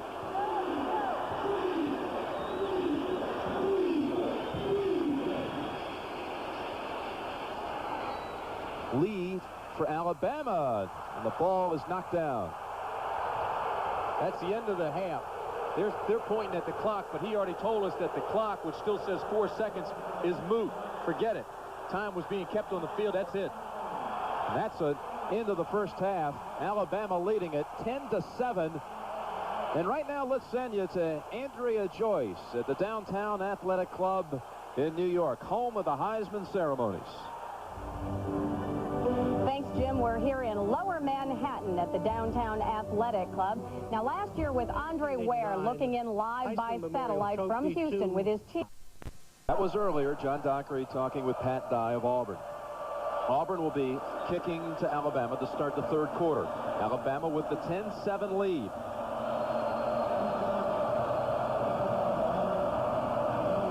His team. That was earlier. John Dockery talking with Pat Dye of Auburn. Auburn will be kicking to Alabama to start the third quarter. Alabama with the 10-7 lead.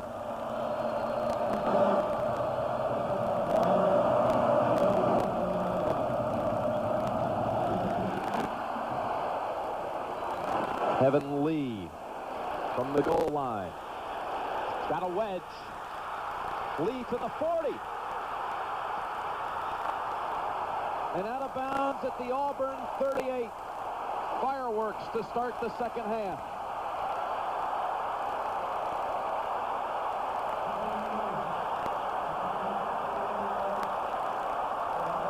Just looks for the hole. Nothing fancy about it. Auburn just overruns, and they somehow get rid of that lane. There's nobody in that lane, and he takes it to the outside, and then it's just speed versus speed. But, you know, now the offense has to generate something. The offense for Alabama was non-existent in that first half. They've got to come up strong now. They've got to help out their defense. A 61-yard explosion to start the third quarter. Hollingsworth on the fake. He fumbled the ball, but he was down first. David Rocker on the play. Loss of about 5. And, Tim, we know this now out of the SEC. Tennessee beats Vanderbilt 49-20. So Tennessee will indeed go to the Sugar Bowl, meaning right here Auburn and Alabama are playing for the Fiesta Bowl berth. And I think it's quite certain now, everybody knows that both of these teams will accept the Fiesta Bowl if they should go. A lot of controversy surrounding that bowl. Both have said, hey, we're going to go if in fact we win that football game. And I think the loser of this game will probably go to the Peach. Ole Miss will go to the Gator. Second down, 16. On the play action, Hollingsworth flings it over to Buskey, and he drops it.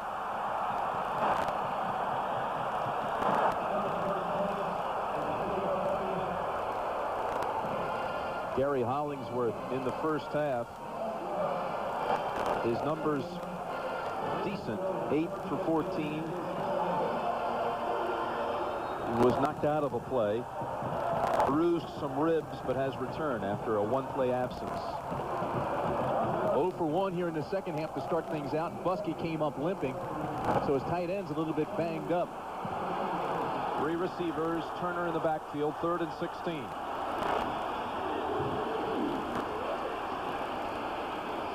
Sideline route for Lassick, and it's batted away by Alex Thomas. Pass broken up by Thomas.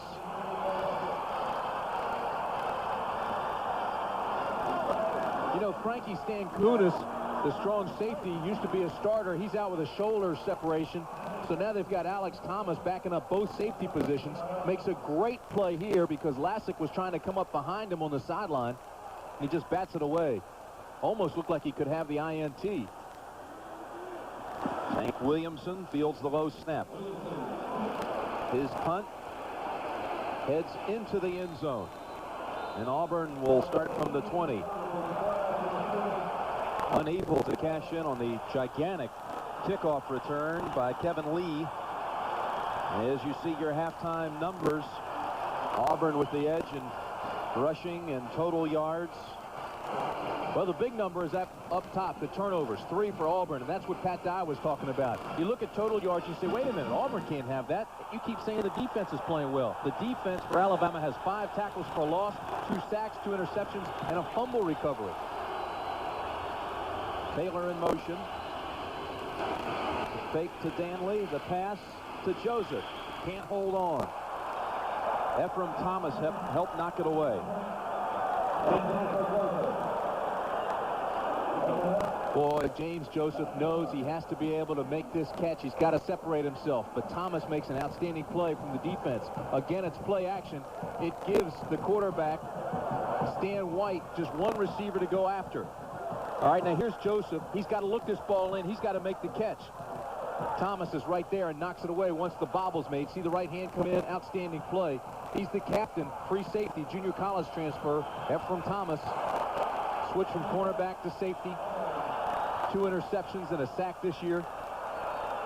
And Auburn has to burn a timeout. Some confusion. Auburn uses a timeout here early in the 3rd.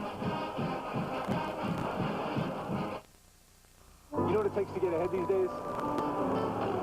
Neither do I. Times have changed. Excess is out. Value is more important today.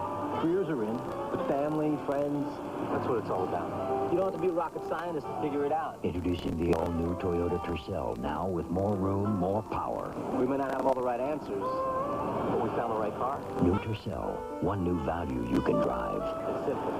New age, new values. If you want to go places in any career, ask yourself, can I perform under pressure?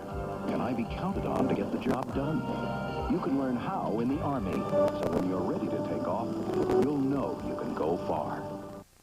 Give the hottest gift this season, Domino's Pizza gift certificates. Just call this number. Charge your Domino's Pizza gift certificates, and we'll mail them tomorrow with a customized greeting. Call now and send someone your warmest holiday wishes.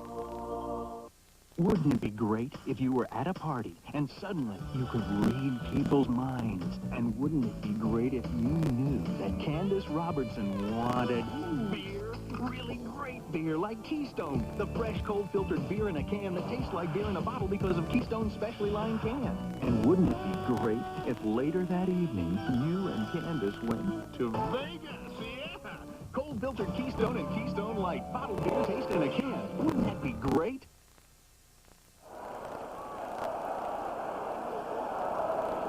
And of course, after today's game, we will be finding out who the Heisman winner is live from the Downtown Athletic Club. Way back in 1971, the Heisman was announced earlier than it is right now. It was actually Thursday night. An emotional high for Auburn and Pat Sullivan, who won it that year. Both teams undefeated, but Coach Chuck Jordan chewed out his team before the game because he claimed it was a major distraction. Alabama won that game 31-7. Pat Sullivan beat out Eddie Marinaro from Cornell that year, Jim Nance. Here his protege throws in right again on the numbers to Fred Baxter. But another drop ball, back-to-back plays. Stan White's got to be going nuts. That's the second time in a row he's put the ball right between the numbers, and they drop it. Baxter's got to look that in and make the catch. I tell you, Doc's talking about Pat Sullivan. He has helped this young freshman immensely. As a matter of fact, I'll tell you, the top 4 passers in Auburn history are Pat Sullivan, #1. But as a quarterback coach, the other 3 are Jeff Berger, Reggie Slack, and Stan White, all coached by Sullivan. Sullivan even recruited Stan White from Barry High School here in Birmingham. 3rd down and 10. Joseph, holds on. And he was sandwiched by the defenders, but he's short of the first. Lorenzo Ward on the play. Ephraim Thomas and John Sullins. It'll be a punting situation for Auburn.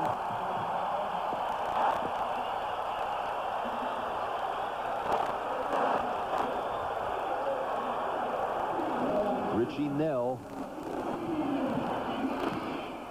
Oh, this one he did not catch. And it takes a backward bounce.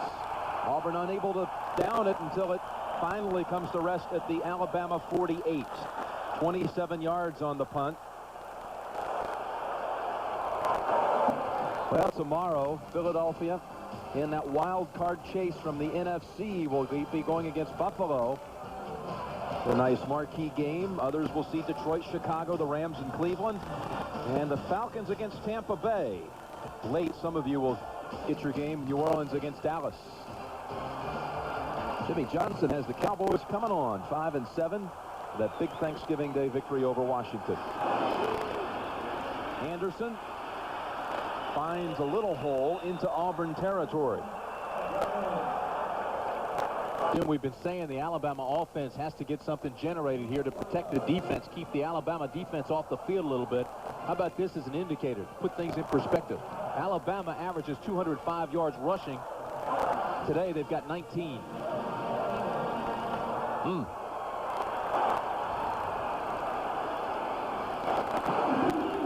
Second and 7.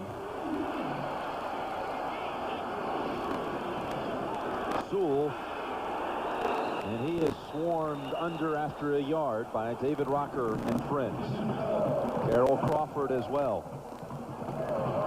Boy, that's an outstanding play by David Rocker. We've been giving a lot of attention to the Alabama defense, but watch this. They've got the slant on. They're coming hard. Watch big number 95, Rocker, makes the contact, gets support, and they take him down. Rocker could make that tackle by himself. He's big, he's strong. But when you get support from your linebackers, instead of him going down sideways or forward for an extra yard, you're just knocking him back. Just like that. 3rd and 4. Shuffle pass to Lassick. Not enough for the first. This Auburn defense impenetrable. That's a play that Alabama used very effectively last year. Twice now in the 3rd quarter, Bama has been in Auburn territory and has had to punt. 10-7 Alabama over Auburn. 11 minutes to go in the 3rd quarter. Just a quick point. If you're in Auburn territory, it's a great chance for a fake, or what Alabama's going to do now is go for it. They've just run the offensive unit into the huddle at the last minute. Auburn is crossed up. They have Shane Wasden back in punt formation. They do not have the defense in there they need. 4th and 2 for Alabama. Auburn does not call the timeout. They're just trying to draw them all sides. Smart move. They were trying to snap them all sides.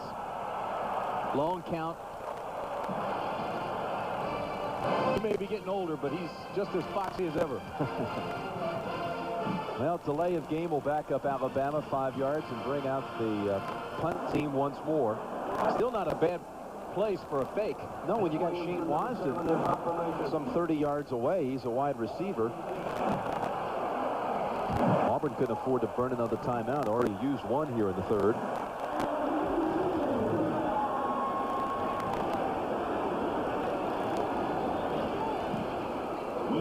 Tank to the 14, Wasden.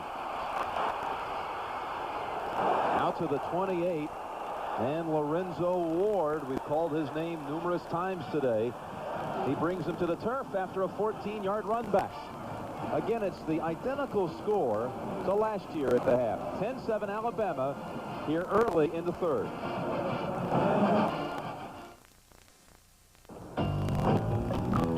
Unfortunately, the Wagner's new vacuum cleaner was not the most trouble-free in its class. Bye-bye. Neither was the new refrigerator, nor the new lawnmower they got such a good deal on. Thank goodness they made one new purchase that was the most trouble-free in its class 2 years running, the Toyota Corolla. Maybe you ought to just let that lawn die out. I know what you do for me, Toyota.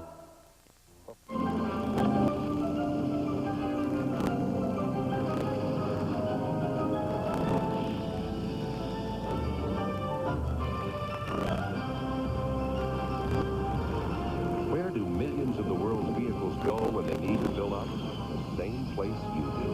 BP. Don't worry, you were here first. BP. On the move.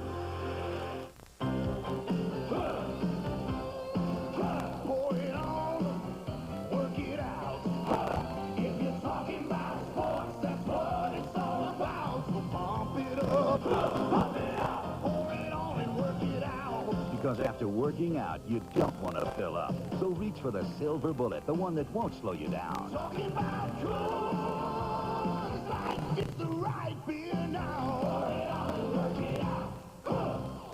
Can Miles get some TLC from FYI? Here, feel this right here. I'm not touching you, Miles, anywhere, ever. Murphy Brown, Monday. Pat Dye, 10th year at Auburn, has averaged almost 9 wins a season in his tenure at Auburn. 4 SEC championships. And a victory today would give them a share of the SEC title in 1990. Would give them 4 years in a row, in fact, where they could claim an SEC championship with Florida ineligible.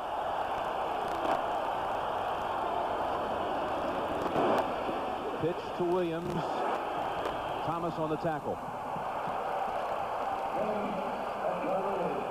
In fact, talking about Florida, Florida beat both of these teams this year. 6-1. Had they been eligible, they would have won the SEC championship and been heading to New Orleans. One of the best young, innovative coaches in college football, Steve Spurrier, and I think if Pat Dye had his say, he'd give the title to Florida right now. Gators are on probation, ineligible, but they've played the best in the SEC. In fact, he said exactly what you're talking about. He agrees.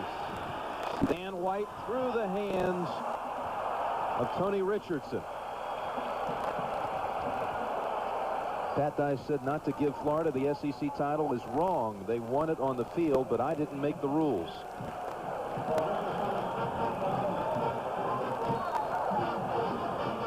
Well, Stan White's got to be getting a little frustrated right now. You know, Taylor, Casey, and Overton, 85 catches on the year. Today just have 2. White's 1 for 4 this half. He's had a couple of dropped ones, too. 3 of them, to be exact.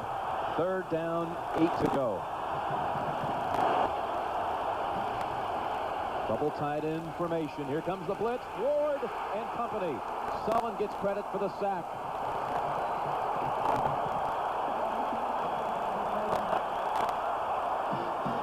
Eric Curry, John Sullins, Lorenzo Ward coming up from the secondary. What a game Lorenzo Ward's having from the free safety spot. Just came through cleanly. They outnumbered him on one side. He couldn't stop the ball. He came free. Nell punts to Anderson. Run back from his 42. No yardage on the return. Tackled by Corey Lewis. Corey Lewis, number 2. He's the 13 quarterback for Auburn. Bama still holds on to that 3-point lead. Whenever my brother Tom and his friends had to decide what game to watch on TV, it was a toss-up. Heads or tails? Heads. Then Tom got smart. Very smart! He got this Magnavox TV with a built-in smart window, so Killer could watch football on the main screen. Without getting mad when Stork and I check out basketball on the smart window. You might say Magnavox saved your friendship, Tom. You could actually say it saved my life. Magnavox. Smart choice. Very smart. Panasonic presents a new breed of smooth operator. The new Smooth Operator rechargeable razor unites the old-fashioned closeness of a warm, wet shave with the convenience and no-nick comfort of an electric. Don't try this with any plugged-in razor. Smooth Operator wet-dry razors from Panasonic. Smoother than you ever thought you'd be. Hi, Chuck. Hi. You know, Ace is a place for all kinds of holiday stuff. From the tree and all the trimmings Well, we to have the right lots of- stuff to put under it. Oh, you mean Hey, let me tell you, when it's time for ho, ho, ho, Ace is the place for me. Ho, ho, ho. Yeah, ho, ho, ho. You know. The Denorex side really feels like it's doing a lot more than the Head and Shoulders side. It feels real cool and tingly over here. Both have a dandruff ingredient, but Denorex adds an extra anti-itch medicine you can feel working. The tingle told me that Denorex was doing more for my hair. Look who's busting up the men's club. Wait, Booger, I never heard of no Kiki around the world. She's making it up. And taking wood to the cleaners on Evening Shade Monday.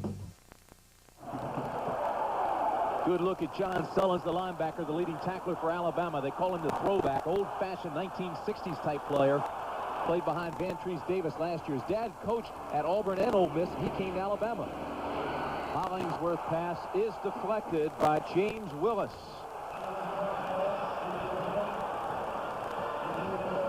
Jim, Alabama started the second half with 3 possessions, the 38-yard line, the 48-yard line, and now this 49-yard line, and they have 0 points out of it.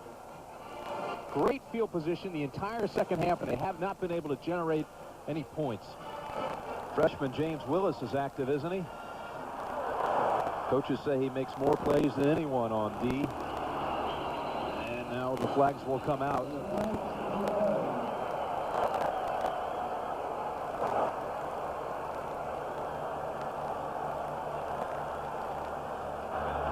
Dead ball foul, false start on the offensive line.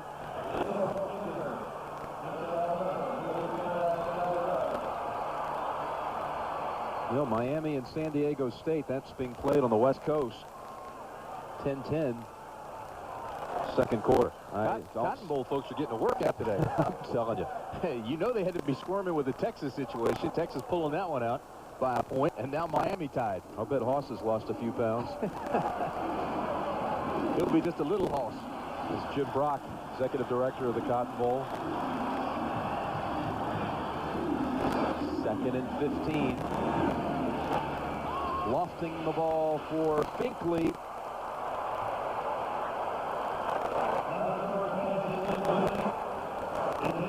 Just not really able to get any kind of threat on the outside. It's Alabama. Well, to make the passing game work, you've got to have an effective running game. They have not had that today. Plus, as you mentioned, they lost their 2 best receivers early in the season, Craig Sanderson and Prince Wembley. When they go out with injuries, take out your 3 most productive guys from an offense that has average talent, the results can be catastrophic. That's really why they started 0-3 this year. 3rd, 15.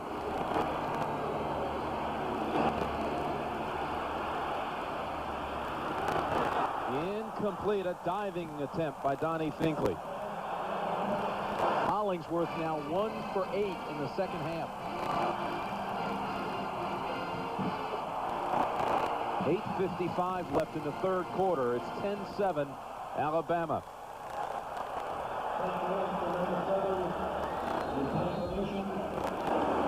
It's kind of refreshing to see a defensive battle, though. It's like a throwback in time. Yep, this is football SEC style.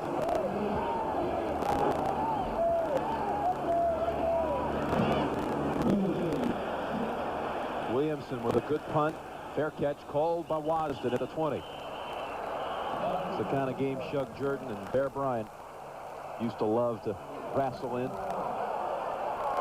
Next Saturday, Army-Navy. 100th anniversary of that great rivalry. It's always a special day. We'll have the march on for you. And outside of Legion Field today, some 40,000 well-wishers before the Iron Bowl signed a card. They're sending it over to the troops. Richardson ridden down by Curry.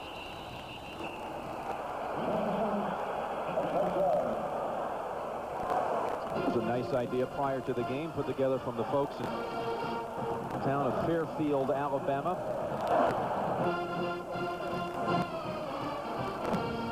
Tony Richardson, in fact, just had that rushing attempt. Has a sister in the Army stationed over in Saudi Arabia. He's number 40. Tony Richardson. On 2nd and 7, they go to Alex Smith. Smith brought down by Bragg Rockwell. Short of the first.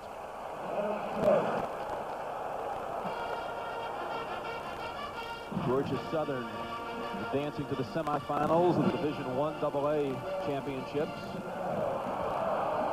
Georgia Southern now will be 1 victory away from hosting the championship game of the Division I AA. It's going to be in Statesboro, Georgia. Wholesale changes again for Alabama. Go to a dime package now. 6 defensive backs in the ball game for the Tide. 3rd and 6, and Alex Smith is short of the first by about 2 yards. Jeremy Nunley said, "You'll have no more." A defensive battle in the third quarter.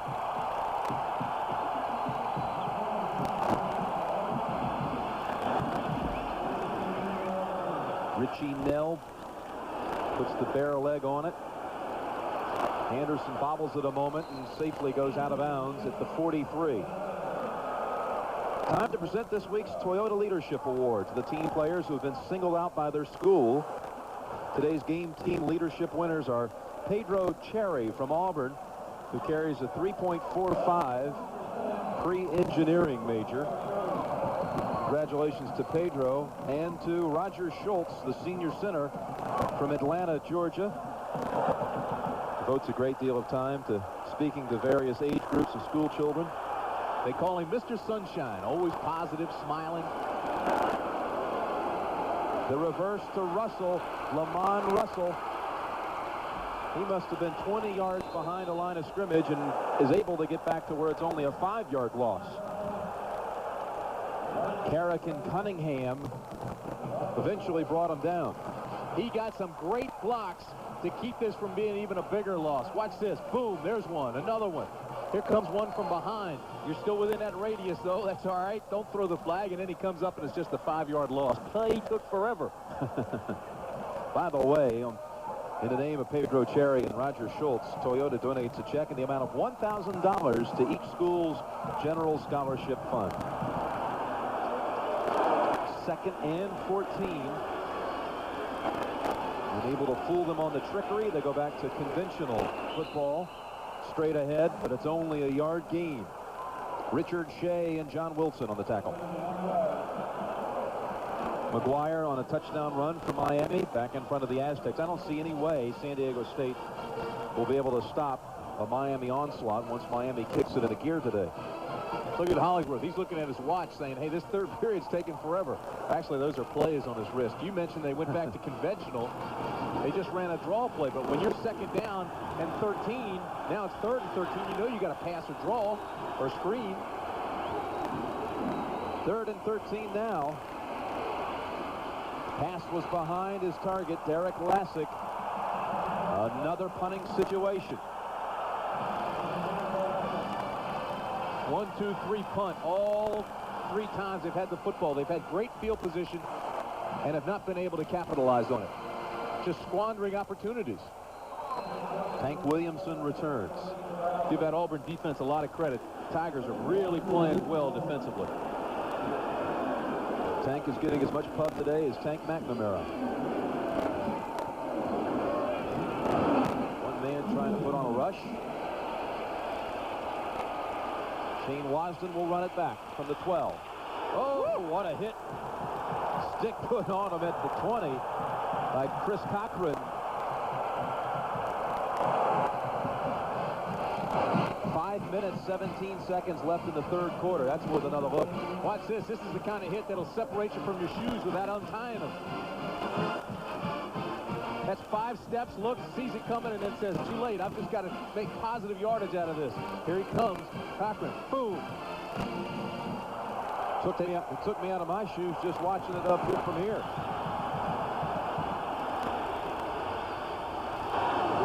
Fake to Danley. They want to go long on this play. Taylor's out there, incomplete. Oh, a man got a hand on it.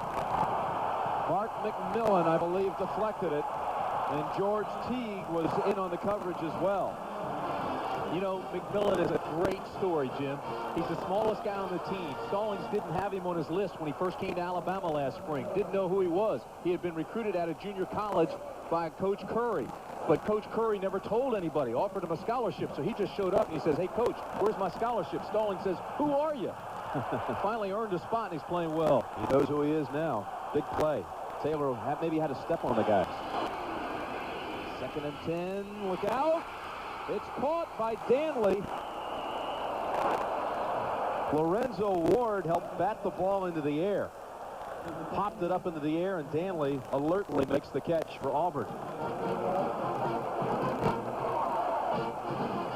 Here's the tip right off the face mask. Now it becomes a knuckleball, and it's up for grabs. Danley shows great quickness here by beating Ward to the football, making the catch, and alleviating the turnover.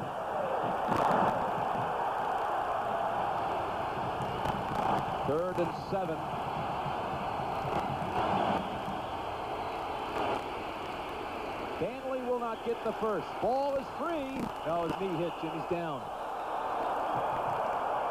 Still Auburn's football short of the first down, so they're going to have to punt it away. And again, the Alabama defense holds. We're seeing a great exhibition of defensive football by both Alabama and Auburn. Watch this. If you can key on Ephraim Thomas, number 5, takes on Joseph, the blocker, forces it back inside, and that's where Oden comes, the linebacker, and makes the stop. Richie Nell. This is the 8th punt of the third quarter. Fair catch made at the 44. Alabama's really had excellent field position in this quarter, but there has not been a single first down in the third. We have 3:54 left in the third quarter and a 3-point lead for Alabama. Legion Field with the lights on in Birmingham, Alabama. The Iron City hosting the Iron Bowl. Jim Nance along with Tim Brand and John Dockery as these two tangle for a New Year's Day bowl berth in the Fiesta. The loser will go to Atlanta and play in the Peach. Junior Sewell. First down yardage to the 45 of Auburn. There's our first down of the second half. Gene Stallings loves this guy. Says he worries about him fumbling, stays after him to study, but he's a talented player who is extremely dangerous. Stallings lights up when he talks about him. Great ability. He's a sophomore, but his name is Junior. 6'1", 232 pounds. Another one of the guys who's listed third on the depth chart. Haven't seen much of him. Comes in and contributes right away. Look at that average. Over 6 yards a carry in 1990. He had 11 on that one.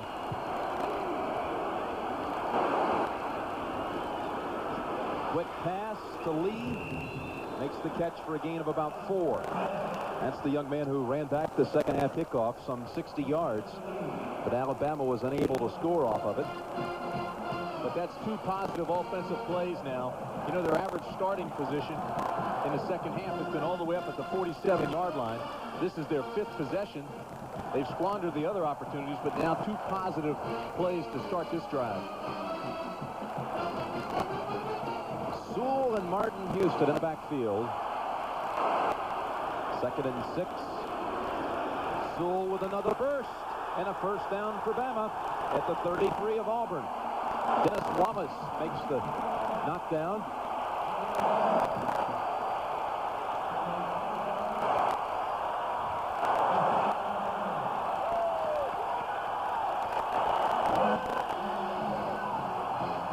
See how this play works. Just watch these guys right here. I don't have to draw straight lines. All 3 of them do their job. Bang, boom, lock on, open up. Then he just comes through and explodes. That's a great push by the offensive line of Alabama. First down for the Crimson Tide, leading by 3. Junior Sewell, he's the hot man. You can see why. That's another first down carry. A gain of 11. Terrell Chapman helped free him that time.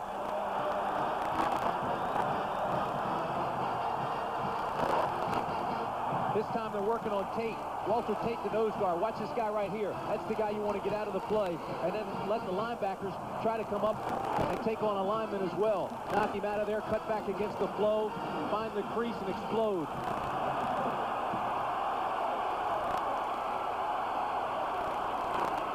Sewell.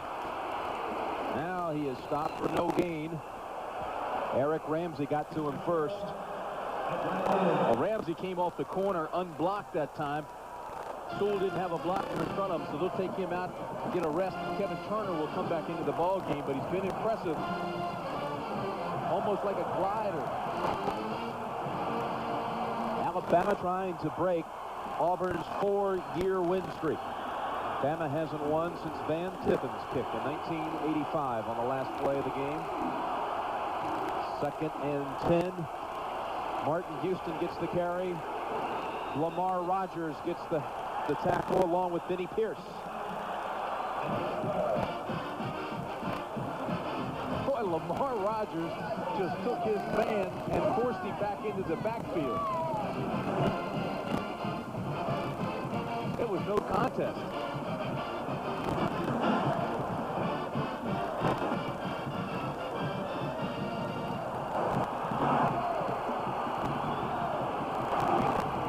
We'll call it 11 to go.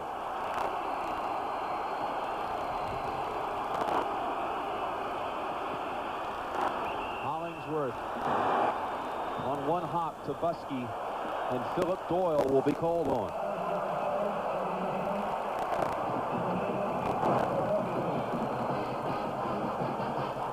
Philip Doyle's an All-America kicker. He's already been named to the Kodak team, Walter Camp All-America team, Football News. Beat Tennessee on the last play of the game from 47 yards. He's 1 for 1 today. This will be a 40-yarder. Jeff Wall on the hold, and Doyle's kick. Good again. Great play by his holder, Jeff Walls. The snap was a little bit off. He went out and got it and put it down quickly so that Doyle wouldn't lose his rhythm. His holder, Jeff Walls, is a walk-on. His dad played for Bear Bryant. He's a high school or a little kid friend of Doyle's. Then they moved away. He played against Doyle in high school. Doyle would punt. Walls would return. They talked, said, hey, let's go to school together. Here they are, working together, the holder and kicker. 40 yards, and it's right down the pipe. And as this kick sails through the uprights, he sets an Alabama record for most field goals in a season. 23 successful field goals. He also ties Kevin Butler for most career field goals in SEC history. 77 three-pointers on his career, tying Butler with that one.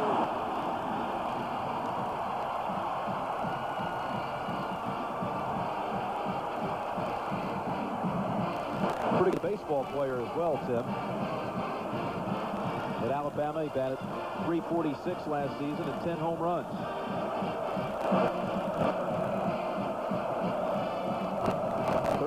to 7, Alabama, with 28 seconds left in the third quarter.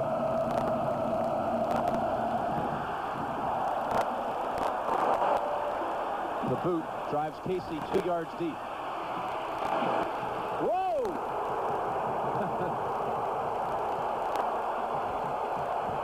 That's the hit of the ball game right there. Lemansky Hall hit him so hard he had to crawl for about 5 yards. It's almost like there's a hitting contest going on. Watch this one. I tell you, this will rattle your teeth and loosen some fillings. Here he comes. First they'll hold him up. See, they slow him down. His feet are stopped. Now here comes the hit. Bang! Put him on his back. That's called a pancake. A butt buster. First and 10 for Auburn. Trailing by 6. Baxter in motion. Faking, rolling. White has a man out there. Hits him. It's Baxter, the motion man. That's good for a first down to the 33, a gain of 15.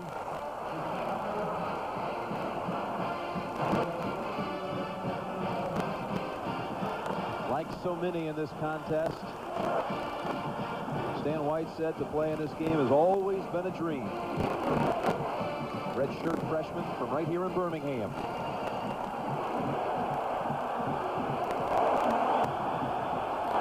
Well, we've got 15 minutes to go at the end of the third quarter. Alabama 13, Auburn 7. Nighttime in Birmingham, and our coverage will continue after this message and a word from your local station.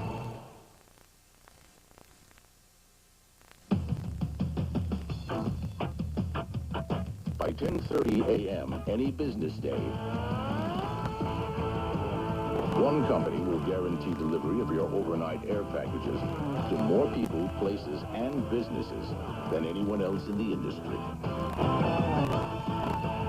UPS introduces 10:30 a.m. guaranteed overnight air delivery. 62,000 trucks. No waiting.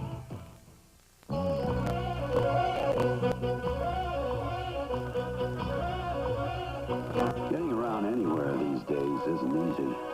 Getting a long-distance call through on AT&T is, even from non-AT&T public phones. Just dial 10-ATT-0 and the phone number. AT&T. 10-ATT-0. Just to make getting through your day a little easier. AT&T. How can we help you? This is CBS. Whenever you want me, and I'm on your mind.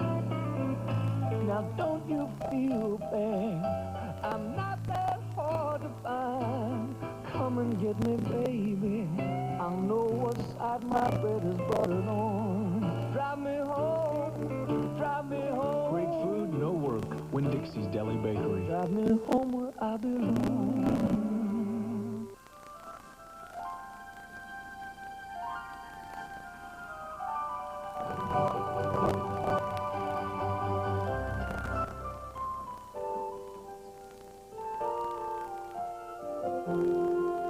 Alabama's forest landowners carefully plant 250 million trees each year.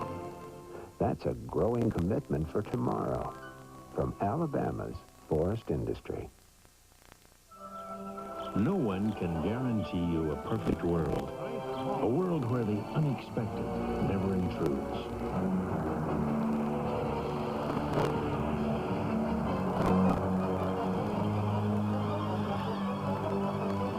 But some of us know we'll be taken care of quickly and compassionately.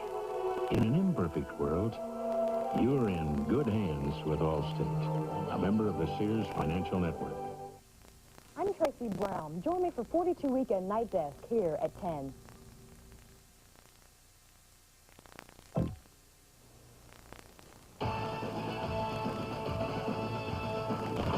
CBS Sports coverage of today's CFA game is sponsored by AT&T, the right choice.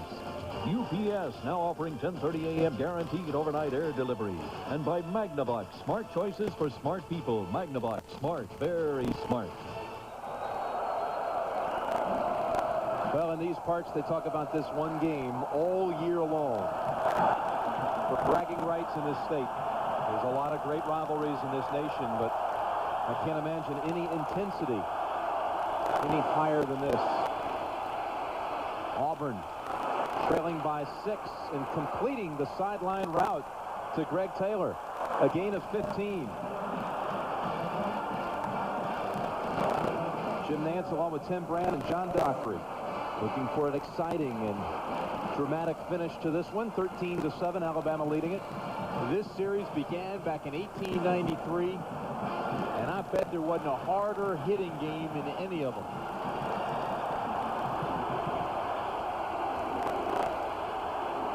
First and 10.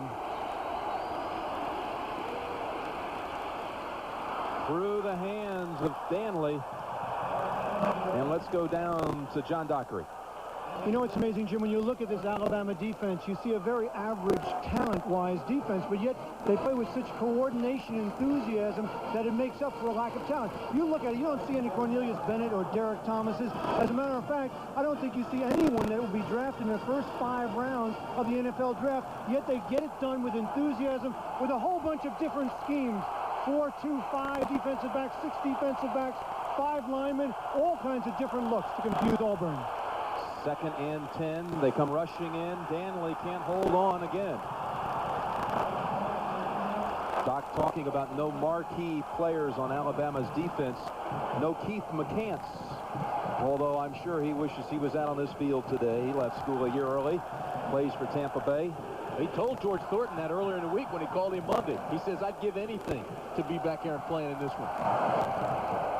You know, Doc's right. He does give them a lot of different looks from 3-5 to 4-1 to 4-2. We've seen a lot of defensive backs. Ephraim Thomas, they line him up as a linebacker occasionally. But you cannot beat the pressure. I don't care what kind of scheme you're in. Schemes don't beat you. People do. Here's a new look. 3 receivers to the left on 3rd and 10. Ball is deflected by Robert Stewart, the nose tackle.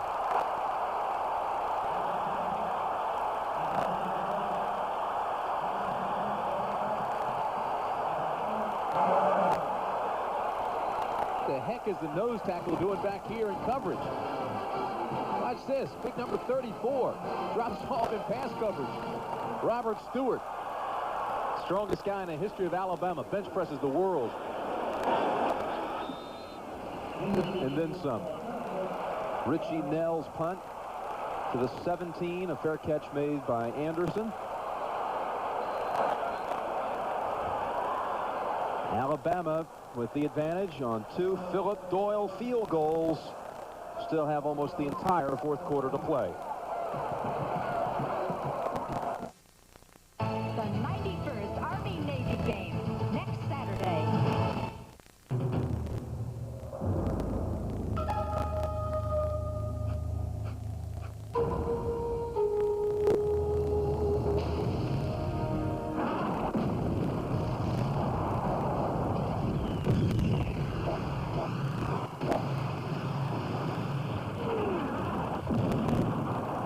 tennis pump from Reebok. It helps you get around the battlefield with a little more confidence. Don't worry, Mom. You'll get there in time. You're driving the Toyota Camry All-Track.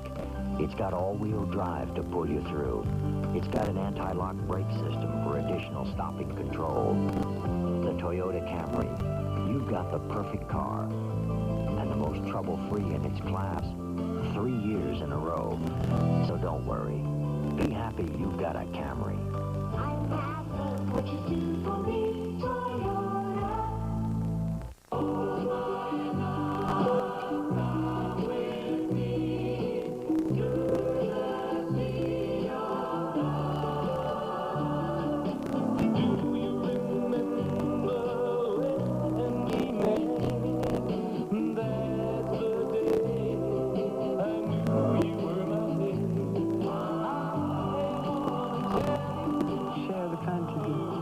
Number 5.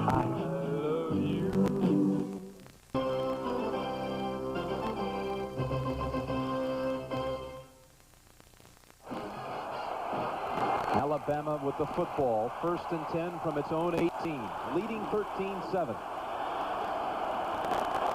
Junior Soul dropped the football, recovered by Auburn. It's Lamar Rogers for the 2nd time on a recovery today.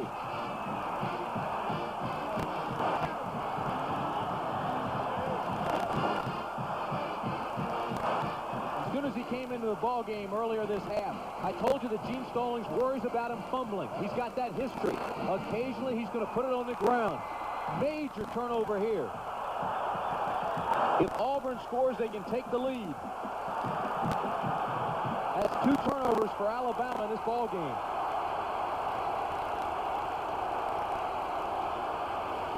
Fake to Williams, pass to Joseph. Good catch this time, and trots out of bounds at the 8.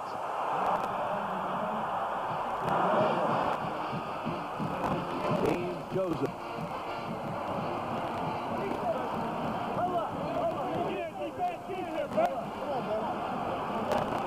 Lamar Rogers has recovered both of Alabama's fumbles today.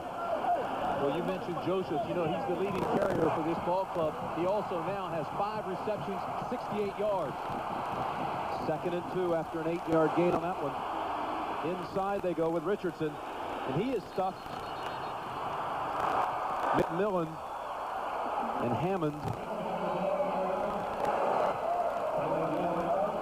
For these seniors at Alabama, like number 44, Spencer Hammond, there's one thing on their mind. They have never beaten Auburn. This is the last chance. Bama has not won since the tip and kick in '85. 3rd and a yard to go. They go around the Baxter. He drops the ball. Do you believe it? That was a trick play coming around with Fred Baxter, who scored the Auburn touchdown.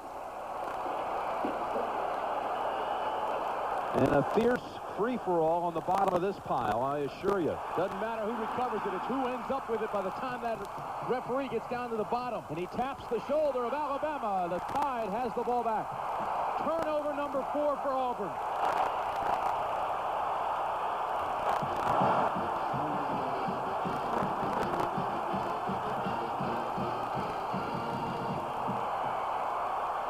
Spencer Hammond's on it right there. Here comes Oden.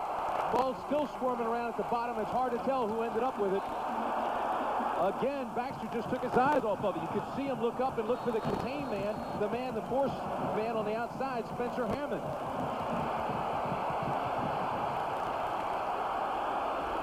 Derek Oden gets the recovery. Sewell comes back with a carry and a gain of a yard. How about that play, though? Bit unusual on 3rd and 1. Reminded me of another guy that used to wear number 85, Lawyer Tillman for Auburn, who one time came around and broke one against Alabama.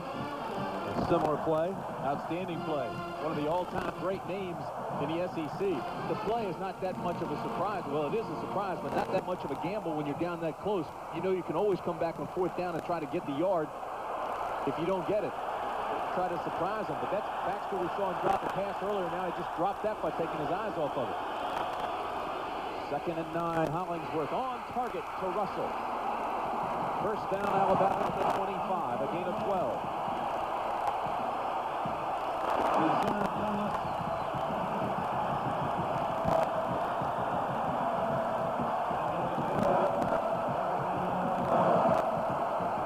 This game has had the good, the bad, and the ugly. We have seen all kinds of flags. We've seen big plays. We've seen muffs, 7 turnovers.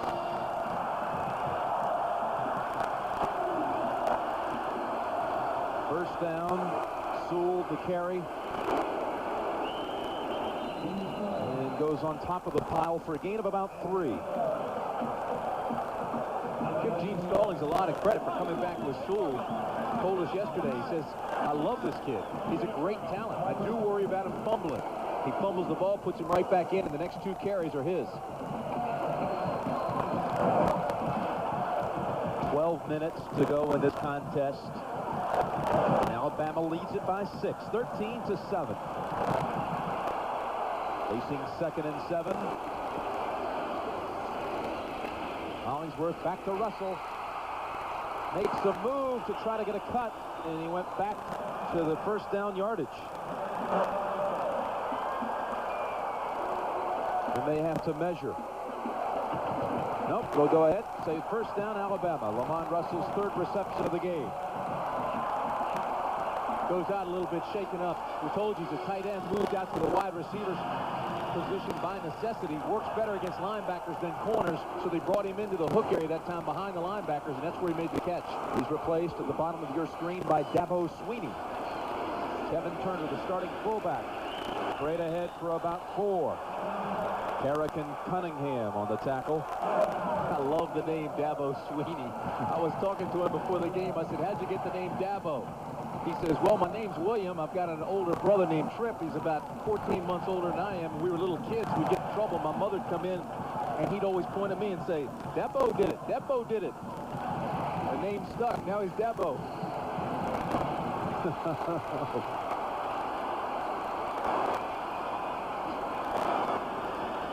Turner stuffed by James Willis. Talk about names. I met someone the other day named Buster, who was named after his grandfather's dog. That's the best one I've heard in a long time. Willis, a Ramsey Pretty Hunt. Got a big 3rd and 5 coming up for Alabama. Sweeney to the left. Lee and Buskey, the tight end, slot formation to the right. Shuffle pass. That's got to go as an incompletion. It is. Good call, Jim. It's a safe play because of that. Even though it is a shuffle, it's a forward pass, incomplete. Very, very safe play.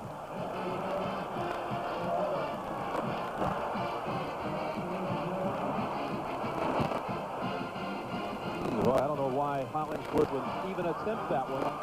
He had Dennis Wallace draped all over him, but there was a guy right there with the intended receiver. Could have been intercepted. Willis helped break it up. Now Tank. And there's a good reason why he carries the name. Drives him all the way back to the 13. Watson hit by Lorenzo Ward. There's another one of your sticks. Lorenzo Ward's got to get a game ball. He has been outstanding all afternoon. 9:50 left in this one.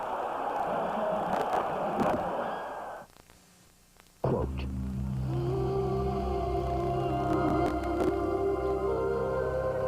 Celica, one of the most eye-catching cars of the year. Auto Magazine.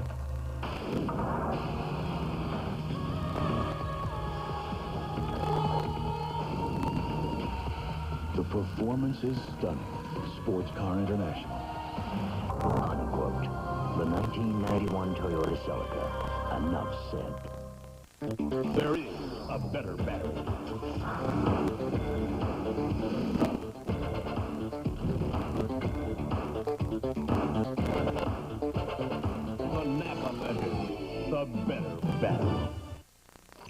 make wrenching fast and easy, you can either do this, or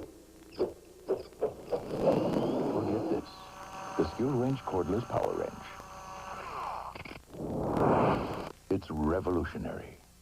Xerox Total Satisfaction Guarantee is one of the 10 most significant events in the history of the plain paper copier industry.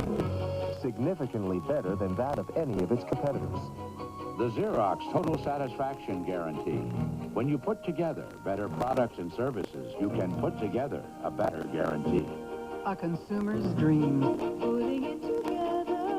Faxing, scanning, copying, printing. Xerox, the document company. I'm Andrea Joyce in New York. Coming up after the game, we'll have the Heisman Trophy Award ceremony for you. Joining us here in New York are three of the candidates, Rocket Ismail, Sean Moore, and Eric Bieniemy. And we'll also talk live with Ty Detmer in Hawaii and David Klingler in Tokyo, who just came off a sensational game over Arizona State. All that coming up after the game. Now let's go back to Auburn, Alabama. This young man's taken a few licks today. Shane Wasden, punt returner, wide receiver for Auburn. Here's the last one he had to endure. Lorenzo Ward gets one of my game balls. That's his 7th tackle of the evening. All right, Auburn trailing by 6. 9:50 to go. Starts the drive from its own 18 or 15. That pass overthrown.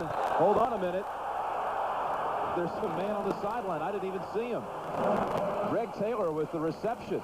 And an Auburn first down at the 31. I thought that was intended for Victor Hall.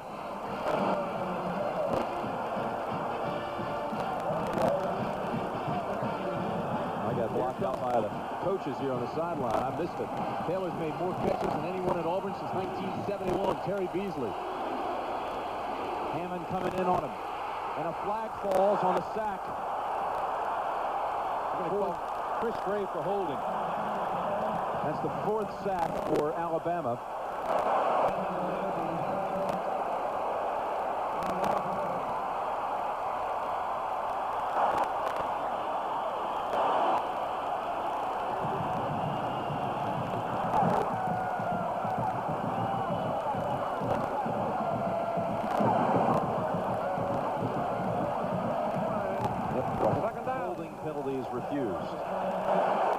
Chris Gray, the left tackle that time, caught himself in a tough position. He saw Spencer Hammond, the outside linebacker, coming around the outside. He was trying to fan him.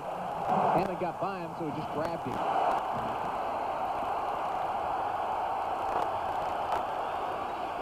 Second and 16, complete. Joseph at about a yard, maybe 2 yards short of the first.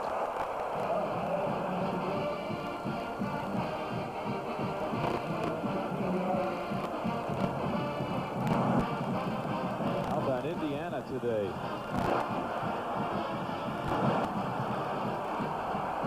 Rebuilding at Michigan, they say, with Steve Fisher, but they still went over Rick Majerus' Utah team.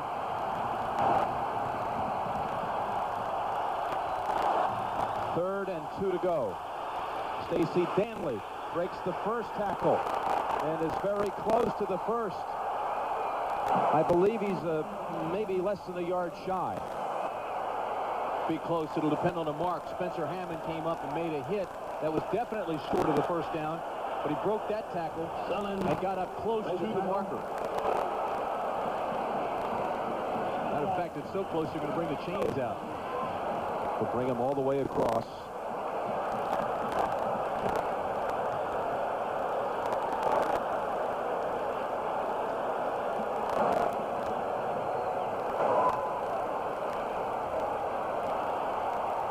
Did not make it.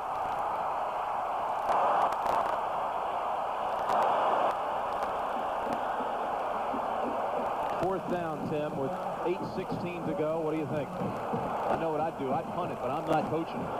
Well, Pat Dye's won an awful lot of football games by going with his gut feeling. He knows what he feels right now about his offense, whether he can move that football. And it looks like he's going for it. From his own 40. How about this?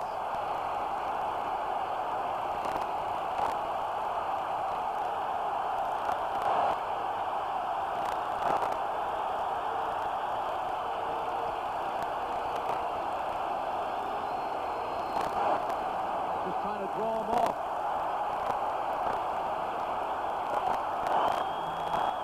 Two seconds on the down clock. They're just trying to draw him off. Alabama did not bite.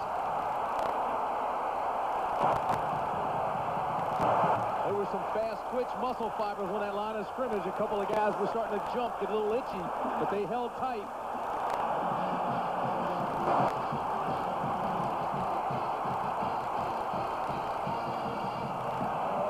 Auburn will punt for the 9th time in this game.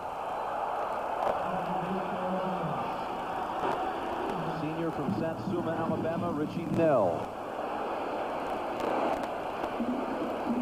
Punt is out of bounds on the near sideline. And they'll say it went out at the 29-yard line. 7:35 on the game clock. Alabama leads it 13-7. We've only had one field goal in the second half. Alabama's D has been able to hold up. You're the top. You're the Coliseum. You're the top. You're the Louvre Museum. You're the best in here. That fact is clear. Each drop. You're number one. Second to none. You're the top. Heineken, America's #1 imported beer. Amstel Light, America's #1 imported light beer. The taste we love. Each drop. You're the best of both worlds. You're the top.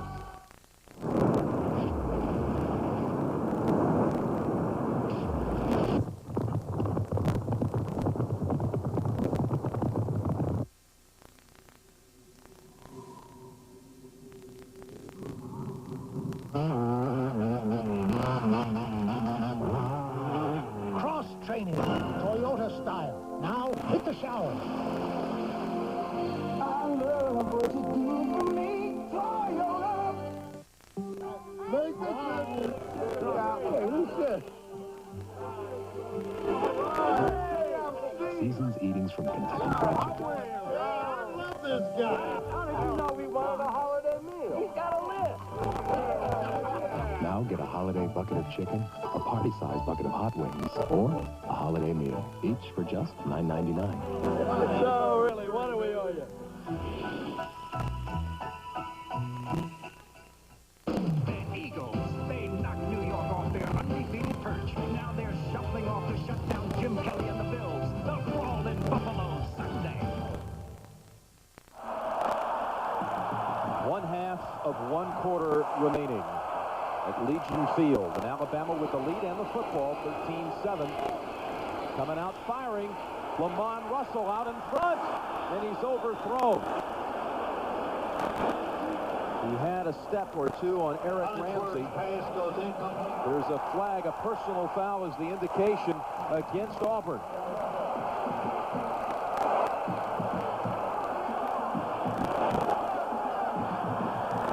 Personal foul on the defense, 15-yard penalty, first down.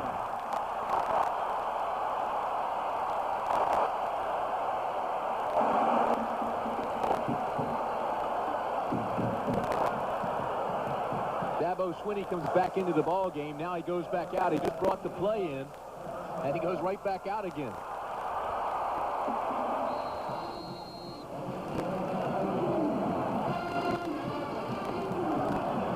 Penalty brings the football to the 44 of Bama. First down play.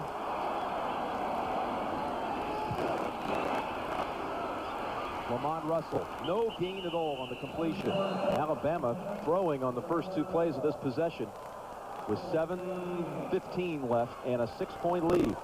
Now you know why Russell ran out of the ball game and came back in, because he was actually in the play, but he's suffering some cramps. You can see him just limping off now, but he's tried to stretch out when he got down after he made that catch and was tackled. He tried to stretch out and get the calves a little bit loose, cramping up on him. Now Dabo Swinney does come back in. He's to the left. Running play for Bama.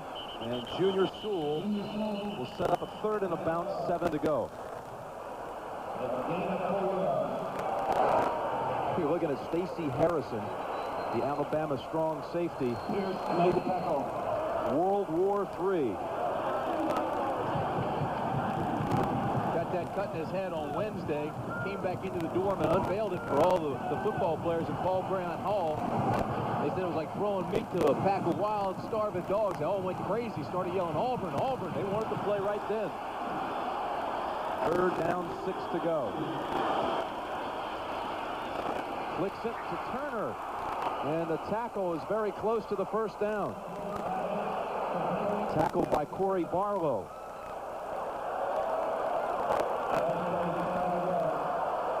Collinsworth looked over at the spot. I believe he thinks they're a little bit short. First down here would be worth anywhere from 2 minutes plus on the game clock. Not only that, Jim, but you're getting dangerously close into the area where Doyle can hurt you. Doyle's one of the best kickers, the best kicker in the United States of America. You don't want to take that, put 3 more on the board and just take it out of reach right now. Auburn right now with a touchdown can take the lead, but if Doyle comes in, they need 2 scores with 6:05 left and put an awful lot of pressure on Pat Dye and the Auburn Tigers.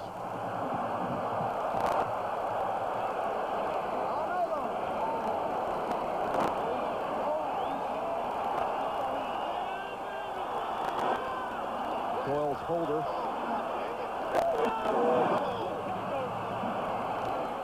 Just walled. 4th and less than a yard to go. And Bama's going for it. Maybe they're trying to draw him off. No, they're going for it. And they've got it. Martin Houston. How about that gamble?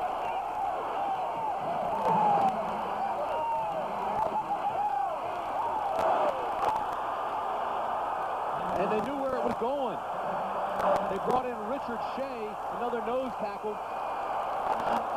And they knew it was going to go to Houston. Anytime it's 4th and 1 or inches, they always go to Houston. That's what the scouting report says. But the right side of that offensive line for Alabama got a tremendous surge.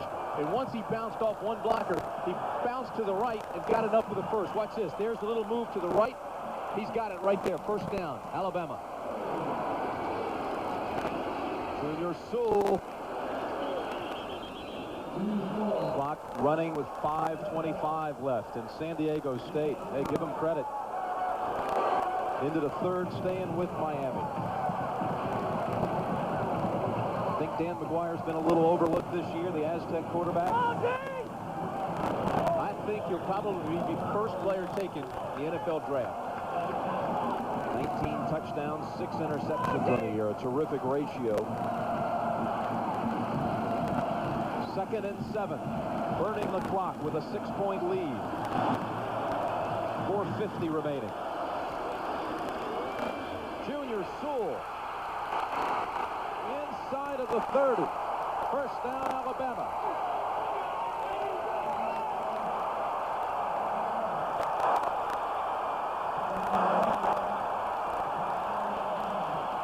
We've seen Anderson, Jones, Lassick, a lot of running backs, but Sewell could be the most exciting we've seen. Again, it's the power blast up front. Chapman gets a block. Big number 70 right there. Gets help from 65 Patterson. They just turn him around, and here he comes. Junior Sewell turns it up, almost regains his balance here. Finally is taken down by Eric Ramsey. Lorenzo Coleman is the receiver, but they'll run it with Sewell. There's another big stick. James Willis on the tackle. Going to have a big career. Number 51, true freshman from Huntsville. He became an Auburn fan. He used to be an Alabama fan, but when he saw Bo Jackson play for Auburn, he said, I became an Auburn fan for life. Bo, of course, the former Heisman winner in 1985. We've got the Heisman Award coming up at the conclusion of this one.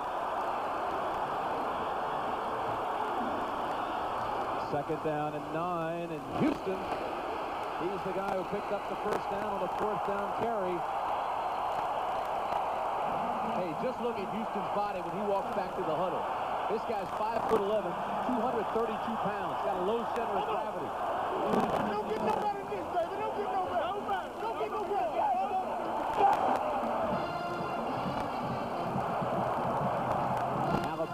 trying to end what has been 4 years of frustration. Credit Junior Sewell with the bulk of those rushing yards in the second half. He's got 56 of them in this half. Right now it's just big on big. Third down, and Houston does not get the first. At least 2 yards short, and Philip Doyle will come in and try to make it a 2-score difference with 2:40 remaining. This could put them up 9.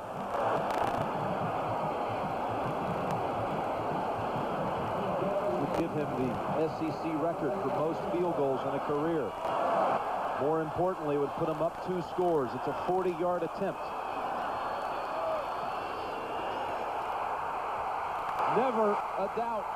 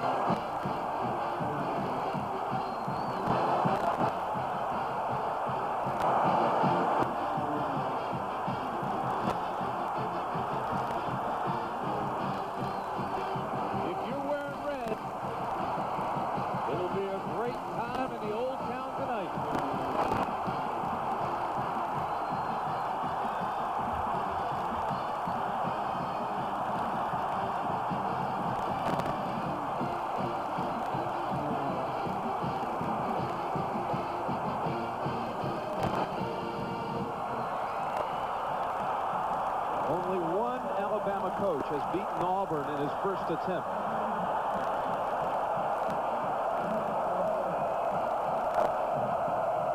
Gene Stallings trying to become the second.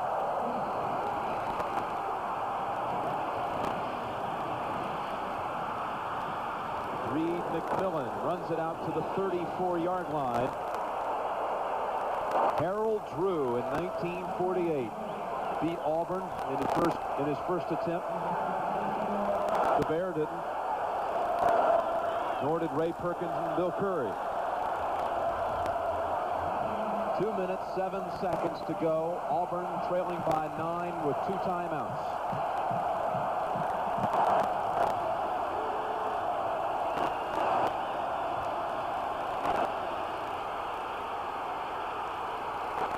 Sack time for Alabama.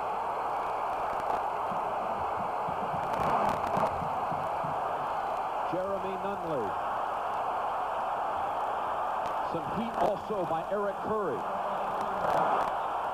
Quickly to the line comes Stan White and Auburn.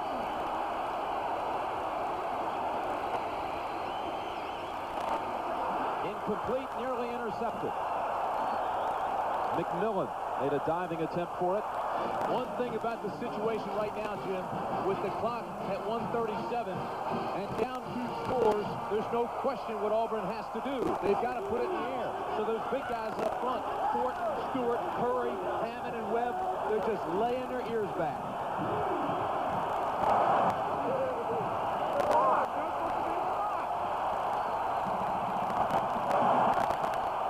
Third and 11. Overton makes the grab, trying to make a move to the first down yardage. He's about 2 yards short. George Teague bumped him out. First catch for Overton today, but it'll be 4th down. 4th and about 2 to go.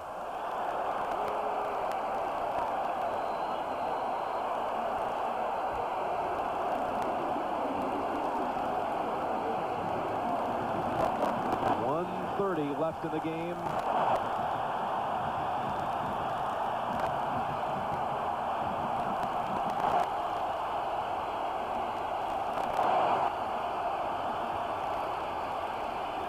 Must complete it. He goes for it all. Pedro Cherry, not even close. First time in 5 years, Alabama has beaten Auburn.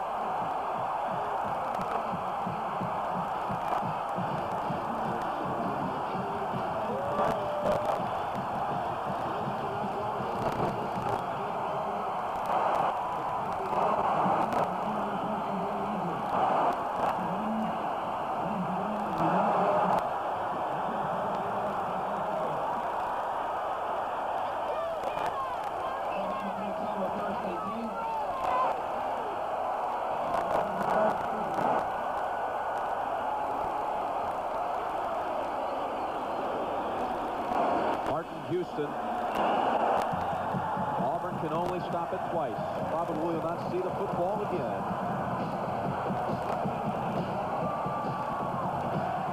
And it will let the clock run.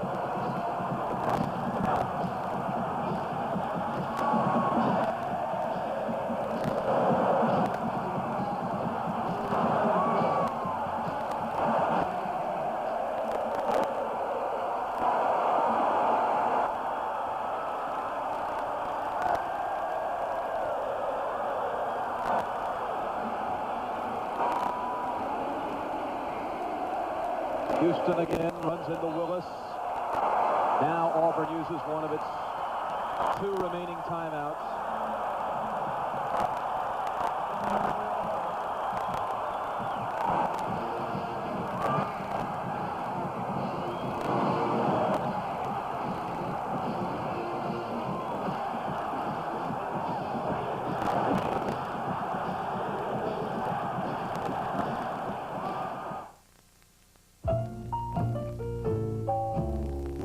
You've heard it said before.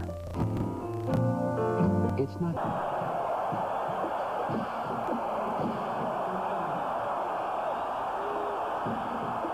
Third down and 4.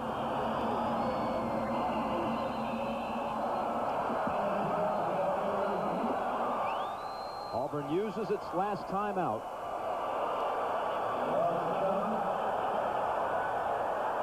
You know, Jim, in the offense of the 90s, they say, is the run and shoot, the red gun, the spread formation, a lot of passes, a lot of points. We're seeing Houston use it and scoring astronomically. But this game right here was a throwback in time. 2 great defenses banging heads and playing football the way it was originally designed to be played. For me, a 15-7 game is fun to watch. 16-7. Those are fun too.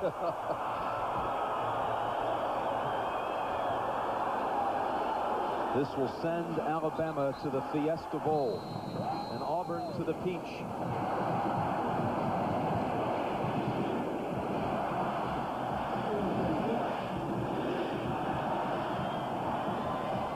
Couple of more snaps for Auburn, starting from the 20. Big Al's getting into it for the Tide.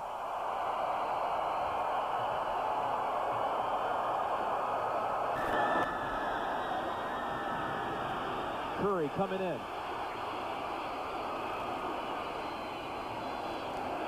There's a bomb. And an interception. Ephraim Thomas.